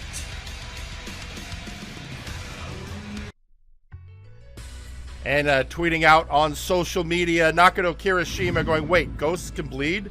Does that mean they can, like, double die? How does the afterlight work? Well, it's not bleeding like you and I know it, Nakano. It's ectoplasm, which is a whole nother mechanic. As for the double dying, I don't know. I mean, I know that PM was in the hospital for a long time after being run over by CJR Killer. But that's... And the rest of the Sonata was worried about him. So there's questions, but we'll have to wait and see. Although it's interesting that we hear now, it's time for the Beat the Clock Challenge. So this is, I want to reiterate how this match is going to work. The first match is going to feature the Big Oof champion, Malice. And the length of that match will set the time that Johan Mjoln has to beat in order to qualify. Now, if Malice's opponent wins the match, they get into the Big Oof match as a triple threat. For Johan's match, he has to win it, and he has to win it in less time than the match we're about to see. If he doesn't either win it or win it in time, his opponent becomes the #1 contender for the Big Oof Championship and will face Malice, at least Malice, for the Big Oof Championship at Shonen Spirit. So basically everyone's got some skin in the game, or in the case of Malice, metal. So with all that explained, it's time for the Beat the Clock Challenge to begin. Let's head to ringside. The following match is scheduled for one fall and is the first match in the Beat the Clock Challenge. Introducing first, representing the Night's Watch, he is West Wind. So here you have it, folks. West Wind of the Night's Watch to face Malice. If West Wind can win, he gets added at Shonen Spirit to face Malice and whoever comes out on top in our next match for the Big Oof Championship. But there's a lot of ifs, there's a lot of factors at play. First of which is he's got to beat the current champion, which, considering who the champion is, no easy task.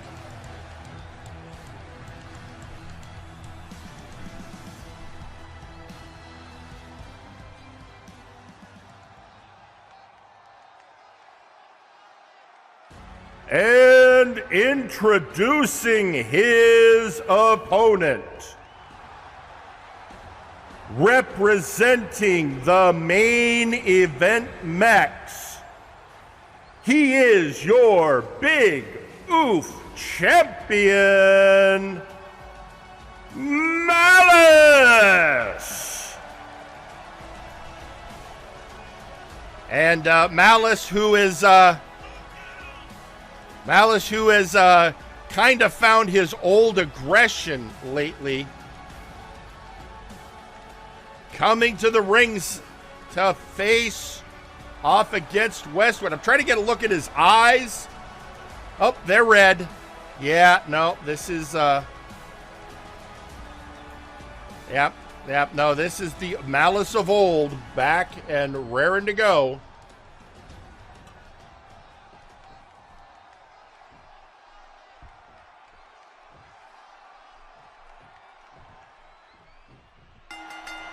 And we're off, and there's the timer. Folks, pay attention to that timer in the corner. There we go. It's counting down now. Whatever is on that clock at the end of this match is what Johan Mjoln has to beat in order to qualify to face off against Malice at Shonen Spirit on February 19th.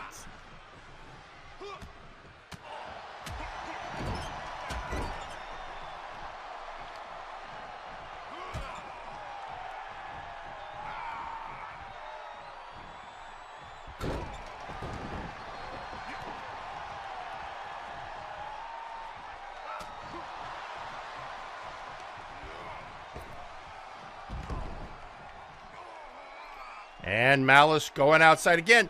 This matchup, Malice is served by ending it as quickly as possible.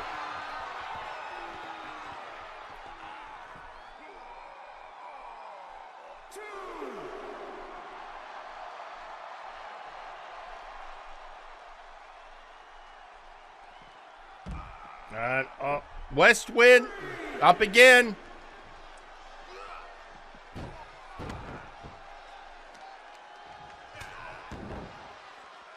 West Wind's main goal, win. But the question is, does it serve? But I suppose even in his case, win quick, because if he wins, but it's a long match, that means he will not only have to face Malice, but the Son of Thunder at Shonen Spirit.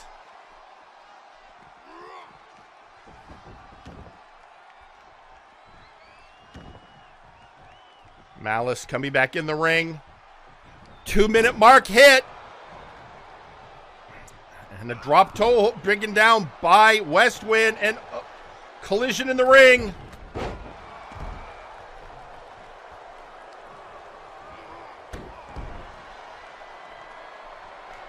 And now West Wind going up top.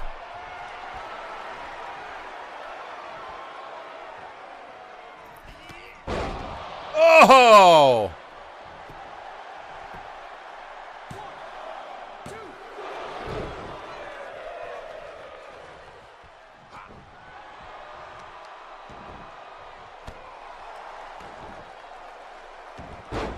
Oh, moonsault, but Malice not there.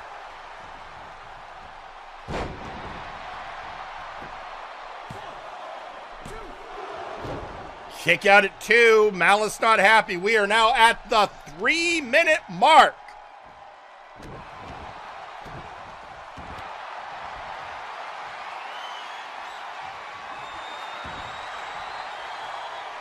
And Malice now bringing up the Angel and setting him up. Oh, reverse small package. Oh, this could do it. 1, 2. Oh, just a 1 count.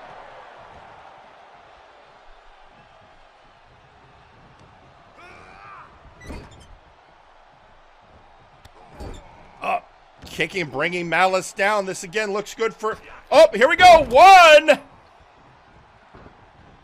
2. And with 3, he will hit Tribulation.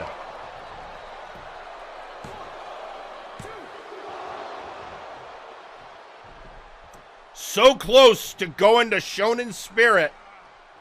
He's still got a chance, but we are at the 4-minute mark.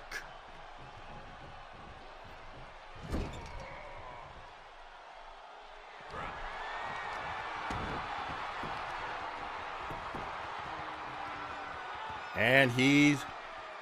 Oh, all right, coming down on him. And another kick out at 2. Westwind is trying to end it early, but end it in his favor. Jawbreaker. Like we said, everyone needs to have skin in this game.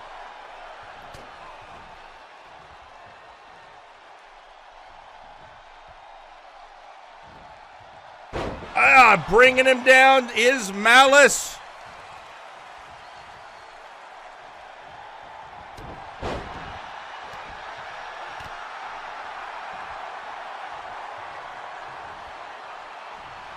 Oh, just, oh, walk. Oh, no. Mocking the Angel. After walking between his wings. Snake Eyes in the corner. We are past the 5-minute mark.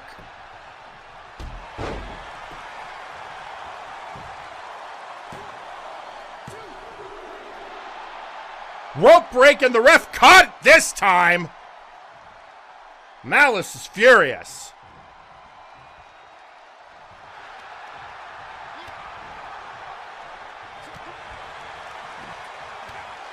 Yeah, they're just trading kicks right now. And moonsault bringing Malice down.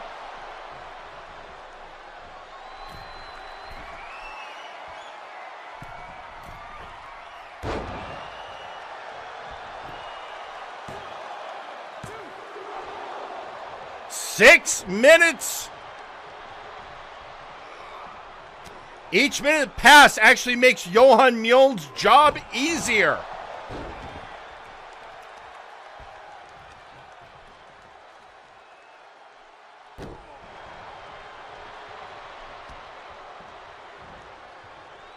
Bringing up, kick, up, caught the kick.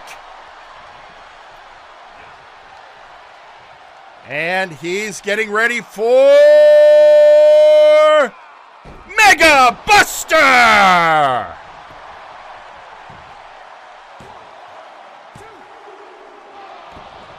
Kick out at 2.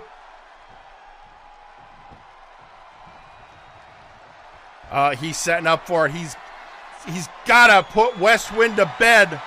Blue screen locked in.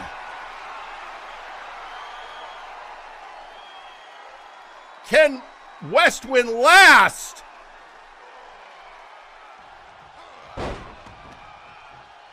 Westwind survives the blue screen, but isn't moving very much. Going for the pin. Up, caught the rope break again.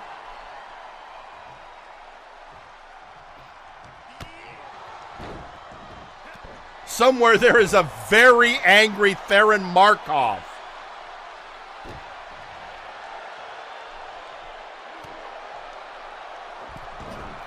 Moonsault, and we are at 7 45. Kick out at 2. Things are looking good for Westwind.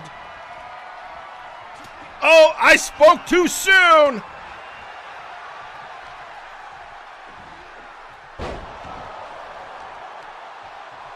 And, oh, he is kicking, slamming knee to the face.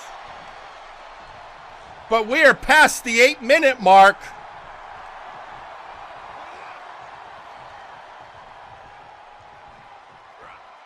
Snake Eyes in the corner. Double axe handle.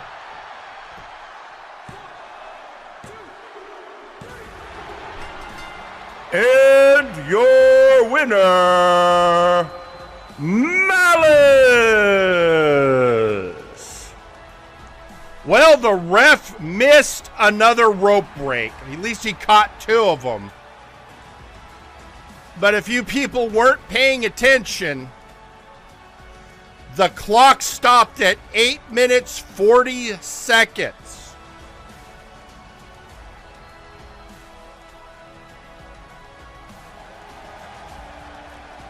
So that is the time the Son of Thunder has to beat. 8 minutes 40 seconds.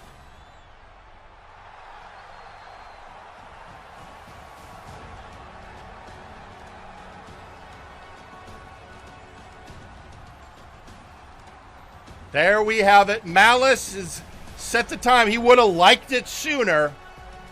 We're going to have to see how it goes.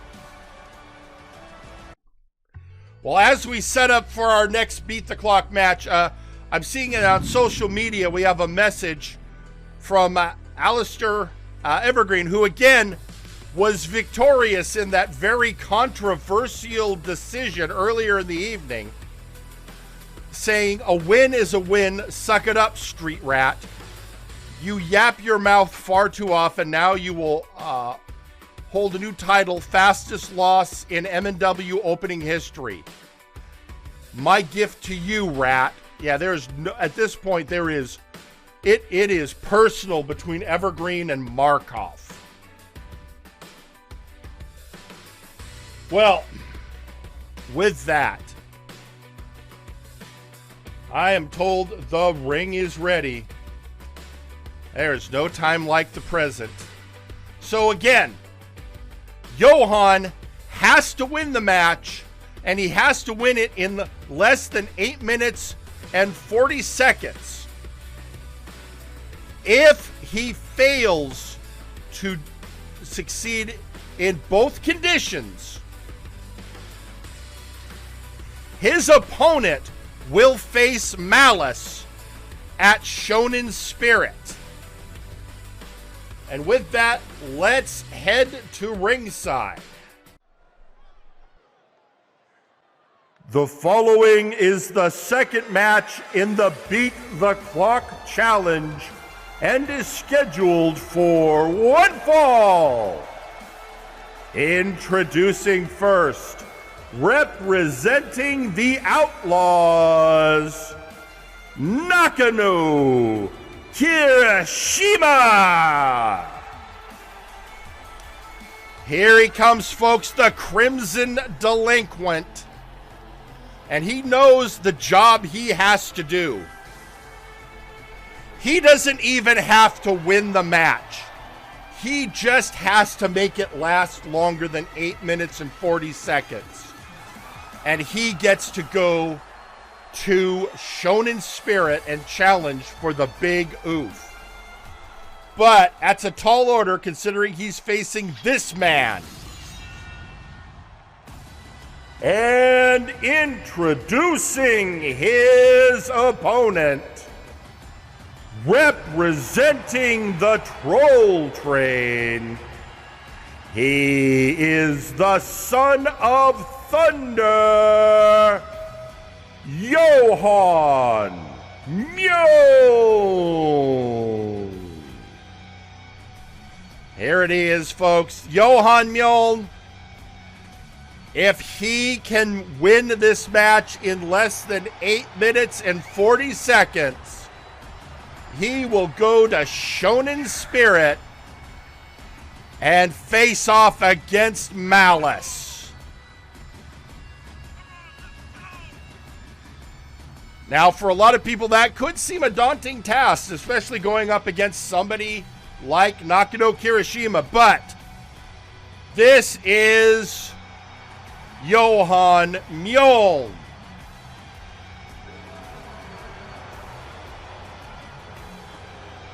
So it's all a question of that.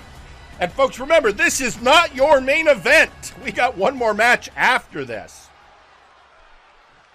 There is Nakano, Johan. And the clock is starting. Don't worry, it took this long last time. There we go. Remember, folks, 8 minutes, 40 seconds is the number. Johan has to beat Nakano in less than that to go to Shonen Spirit. Nakano just has to survive.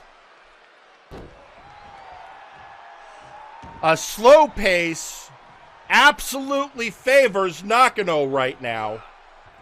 Take time, waste time, run out the clock is all he needs for victory.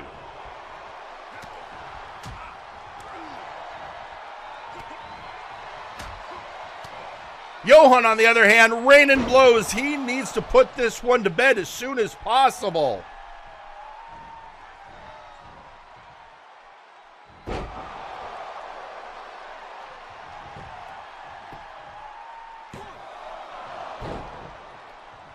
Kick out at 1. It's early in the match, Johan. You've got over 7 minutes to play with.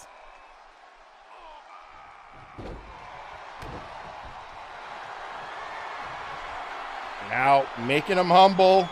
Shades of the All-Father.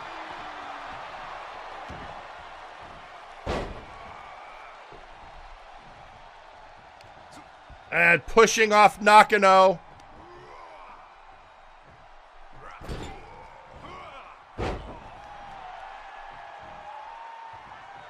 Plenty of time.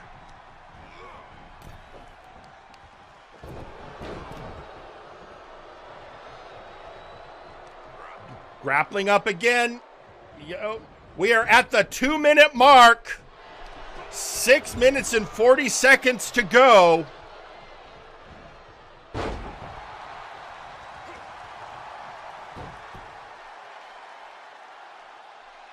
And working over the face of the Crimson Delinquent.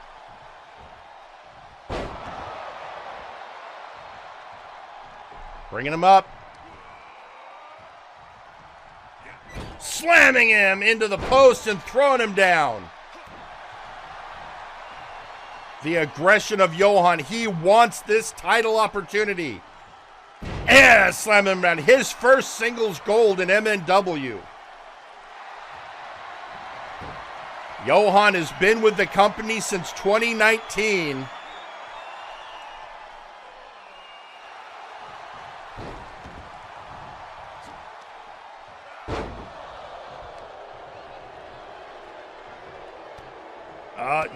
Nakano, though, again, Nakano knows this is the best opportunity he's had in his career. Going up top. Bringing down the elbow. Kick out at 2. That would have taken Nakano right there. Beating Johan, one of the 2 things he can accomplish to get the title shot.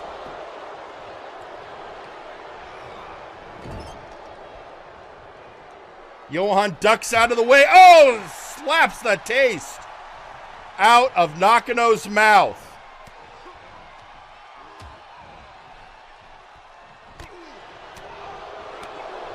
Nakano making a good showing. He's got the Son of Thunder on his back.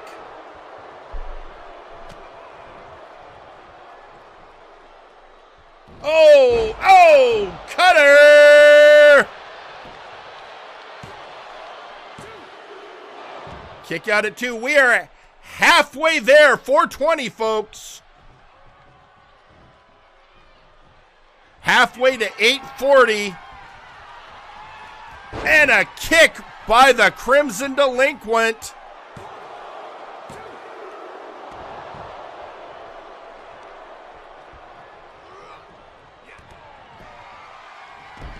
Oh, drop toe hold, bringing him down. Well, not a drop toe hold, but still bringing Nakano down. And we're almost at the 5-minute mark. And there we go, folks. It is now 5 minutes into the match. Johan, oh, he sent him up for Ragnarok. Wait, what just happened to the timer?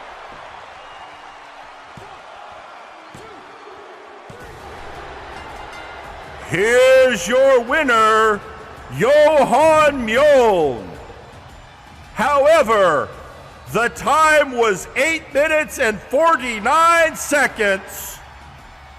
The title shot goes to Nakano Kirishima. Johan, I don't think heard what the announcement. He's just thinking he won because that was at the 5-minute mark and then it jumped to 8. What the hell happened? Johan had that one. But the clock says it was 8:49. And according to the timekeepers, treating that as official. Hang on, I'm trying, let me.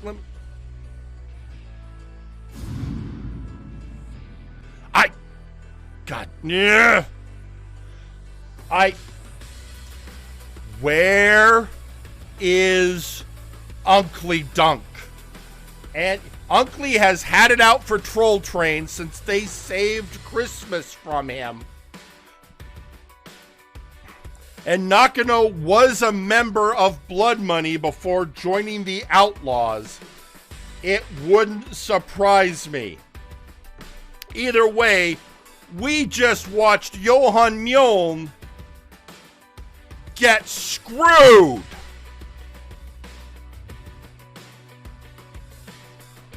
There is gonna be an internal investigation the moment I get backstage after the show is over.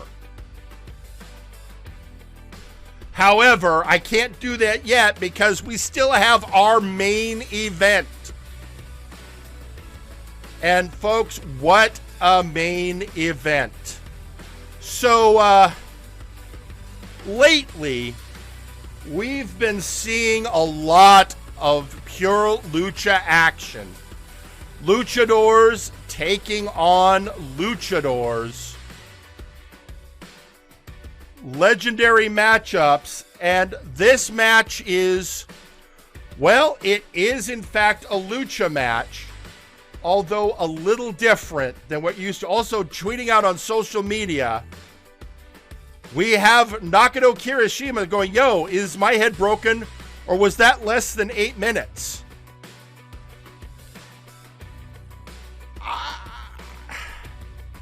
At least he has the good taste to comment on it. Although I guarantee you he is going to take the win. Also, now that he's so we're hearing from backstage, Johan has been notified by our backstage reporter tweeting out, Johan has been notified and will, best can be described, he is laughing uncontrollably and saying, of course, well, he made it personal. So Uncle might need to batten down the hatches. I think he meant to say batten down the hatches and hit R's instead of T's. Either way, you know what? We've got some exciting lucha action, and we need to get to it. It is your main event, folks. So, there's been enough talk. Let's do this. The following match is scheduled for one fall and is your main event. Introducing first, from Tiger Dojo, he is the Brass Bandit, La Bandido de Laton. That's right, folks. We have imported a luchador. El Bandido de Laton, also known as the Brass Bandit, who's been seeing the lucha action here on Warzone and wanted a piece of it. And boy, is he gonna get it. And introducing his opponent.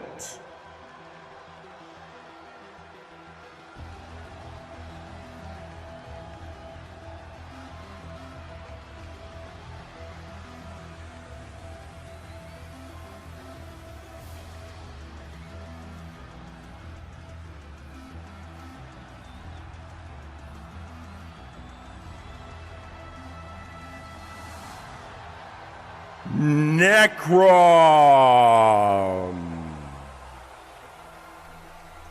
I know you're all expecting Strongman Bell. He's who's been having these lucha matches. But no, it's Necrom.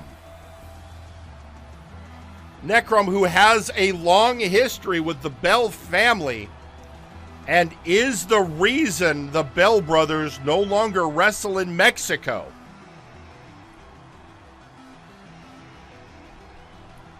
So it is El Bandido de Laton versus Necrom.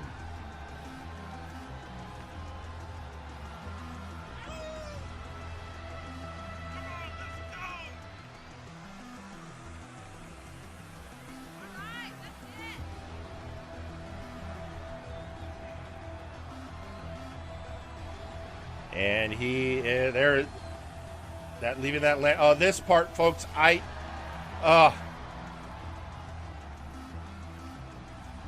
keep feeling like he's just cast cursed on someone.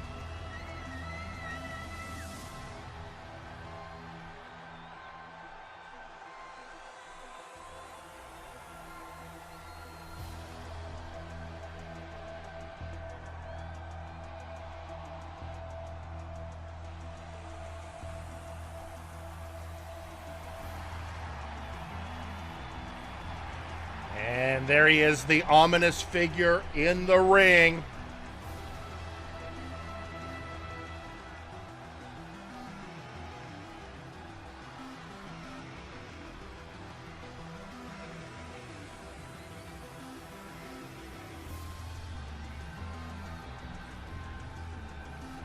And El Bandido de Laton came for luchador action. I don't know that this is what he was looking for, but he's here now.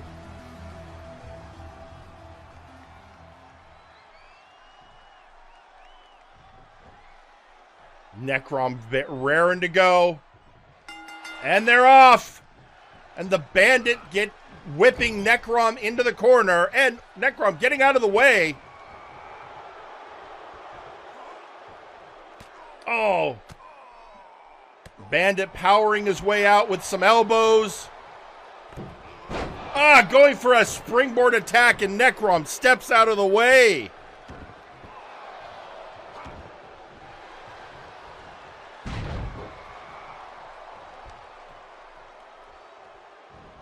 And knee to the face of Necrom.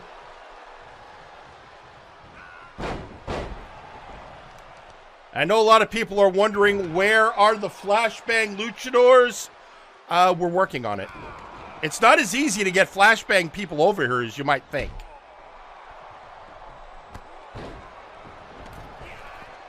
Moonsault off the top rope.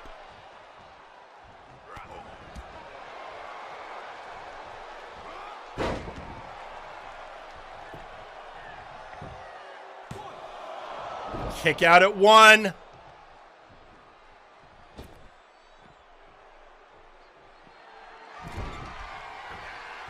Oh, elbow from the top. Going up again. Imploring Necron to come to a standing position. And Hurricane Rana takedown.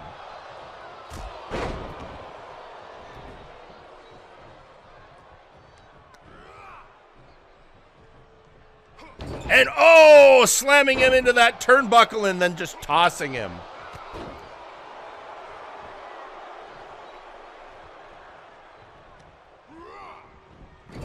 Into the turnbuckle. What is Necrom planning? Oh no, he's bringing him up. This doesn't look... Oh! Rope-assisted suplex.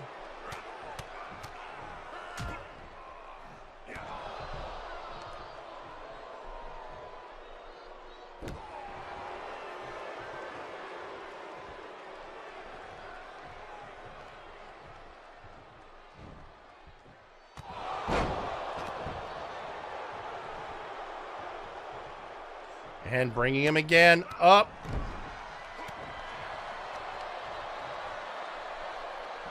And flip it over is Brass Bandit.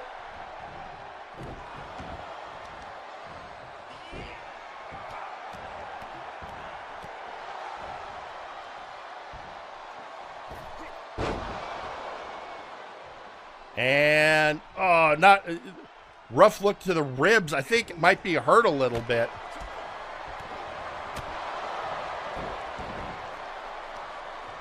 And El Bandido bringing it to Necrom. Down goes the mysterious luchador and moonsault. Wait. Oh, you're kidding me. Shades of Westwind.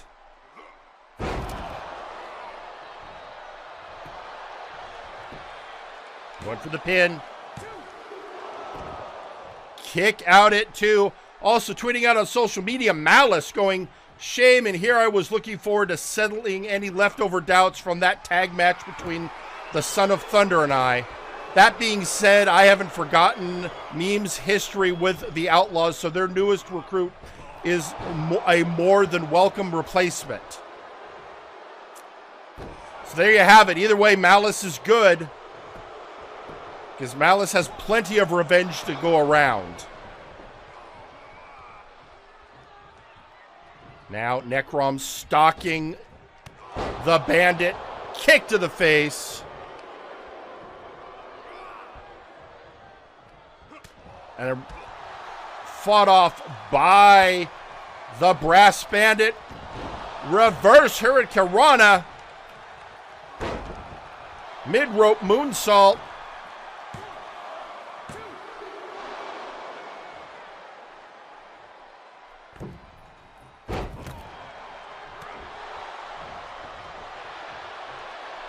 And up.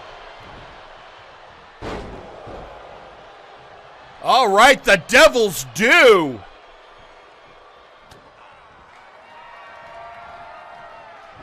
Oh, the Brass Bandit flips out of danger.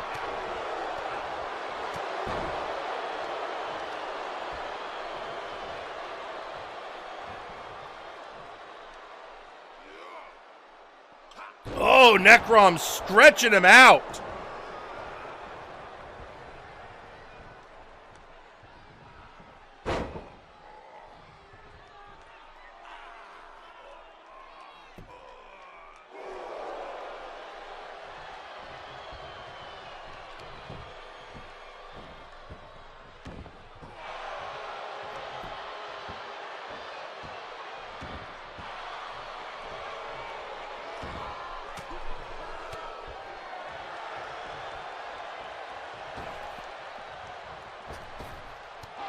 Oh, is that an inverse tope suicida?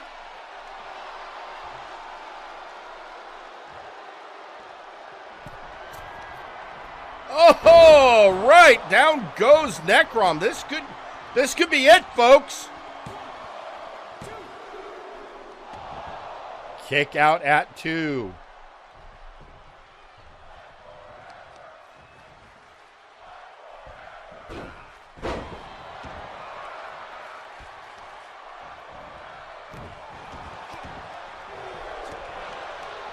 Necrom bringing it to the Brass Bandit, and oh no, folks, that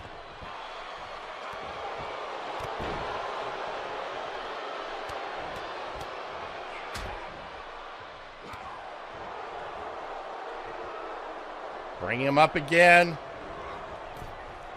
throwing him over the rope. Oh, this isn't good, and bringing him back in the hard way.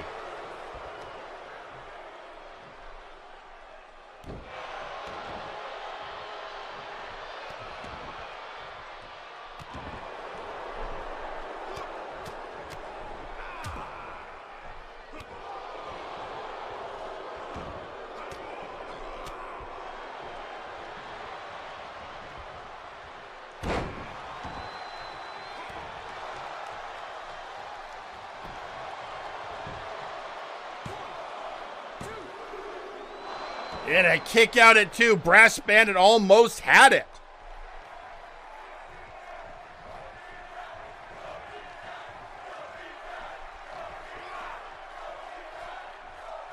And he is bringing the Necrom to the ropes.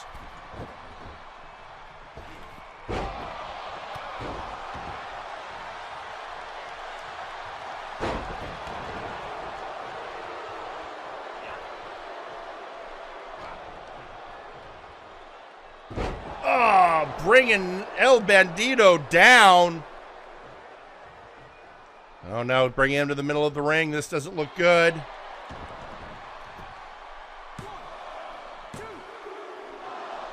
Kick out at 2.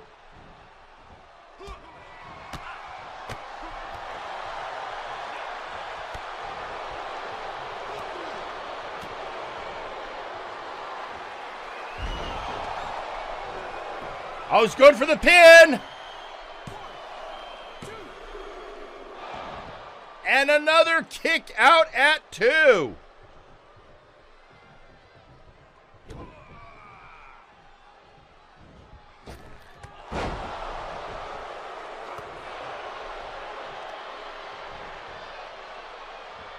Bringing him up again.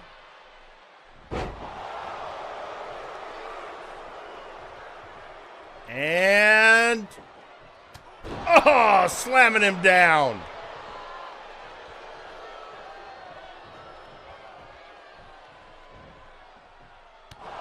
Oh, Mind Spike.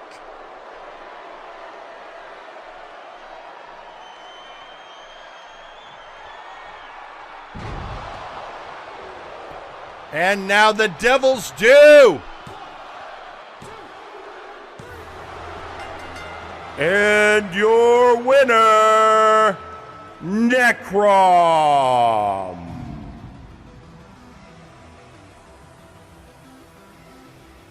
Well, there you have it, folks. Necrom has now taken down a luchador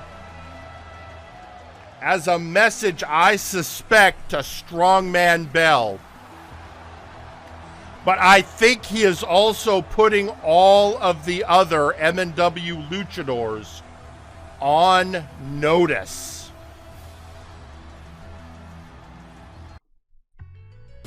Well, that was a hell of a main event, folks.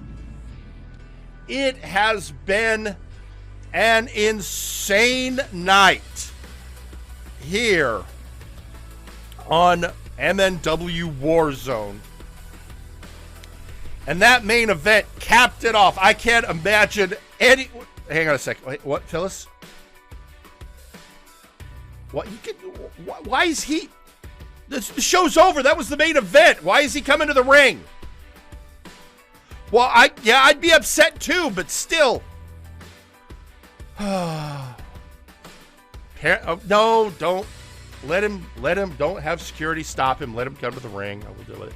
Folks, I thought we were done, but apparently we got one more thing we got to deal with. A We have a superstar charging the ring with something on his mind. So, you know what? I guess, let's head down there. And let's hear from, of all people, Tyson Smyth. You know, y'all, I thought I was past this, but I am furious. I had that match won last week, TTV Championship. I was going to take it off Khan. I was on my road back. But then something happened. I felt weird. I don't know what was going on. So I got my hands on the tape. And I checked. And I double checked. I slowed it down. I checked, and then for the briefest seconds I saw him. I saw Adrian Driscoll somehow in the ring doing something.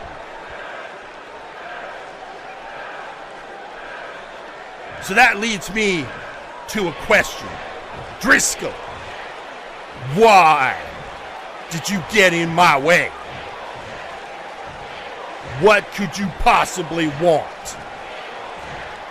You want me to make a deal with you? What kind of deal you're proposing? Come on, show me something. I demand answers. Because you put your nose where it don't belong. Now I am trying my darndest to be a nice guy. To live up to the standards I am trying to hold myself to. But that does not mean that I will put up with being messed with by some cut-rate Lucius Constantine. So you get out here and you look me in the eye.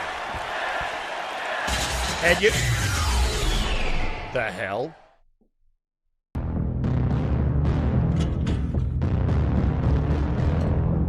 No. No, that's not possible. How?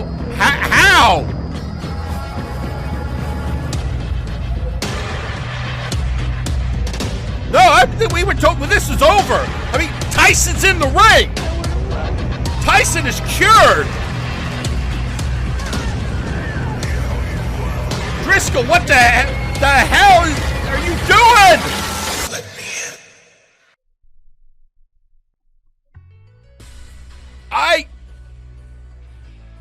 in. The son of a bitch. I don't. No, not a. No, we went through enough. Oh no, and tweeting out on social media, Khan tweeting sounds like a skill issue. Folks, what did I just see? What did I just hear? What chills did I just... I got so much I got to deal with. And we, folks, are out of time. So, we will see you next week here on Monday Night Warzone, where Semjax will face Sergeant Major Payne. And if Payne wins... Then at Shonen Spirit, it is the ICC versus the COP in War Games.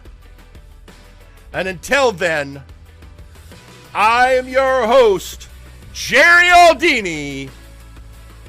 Good night.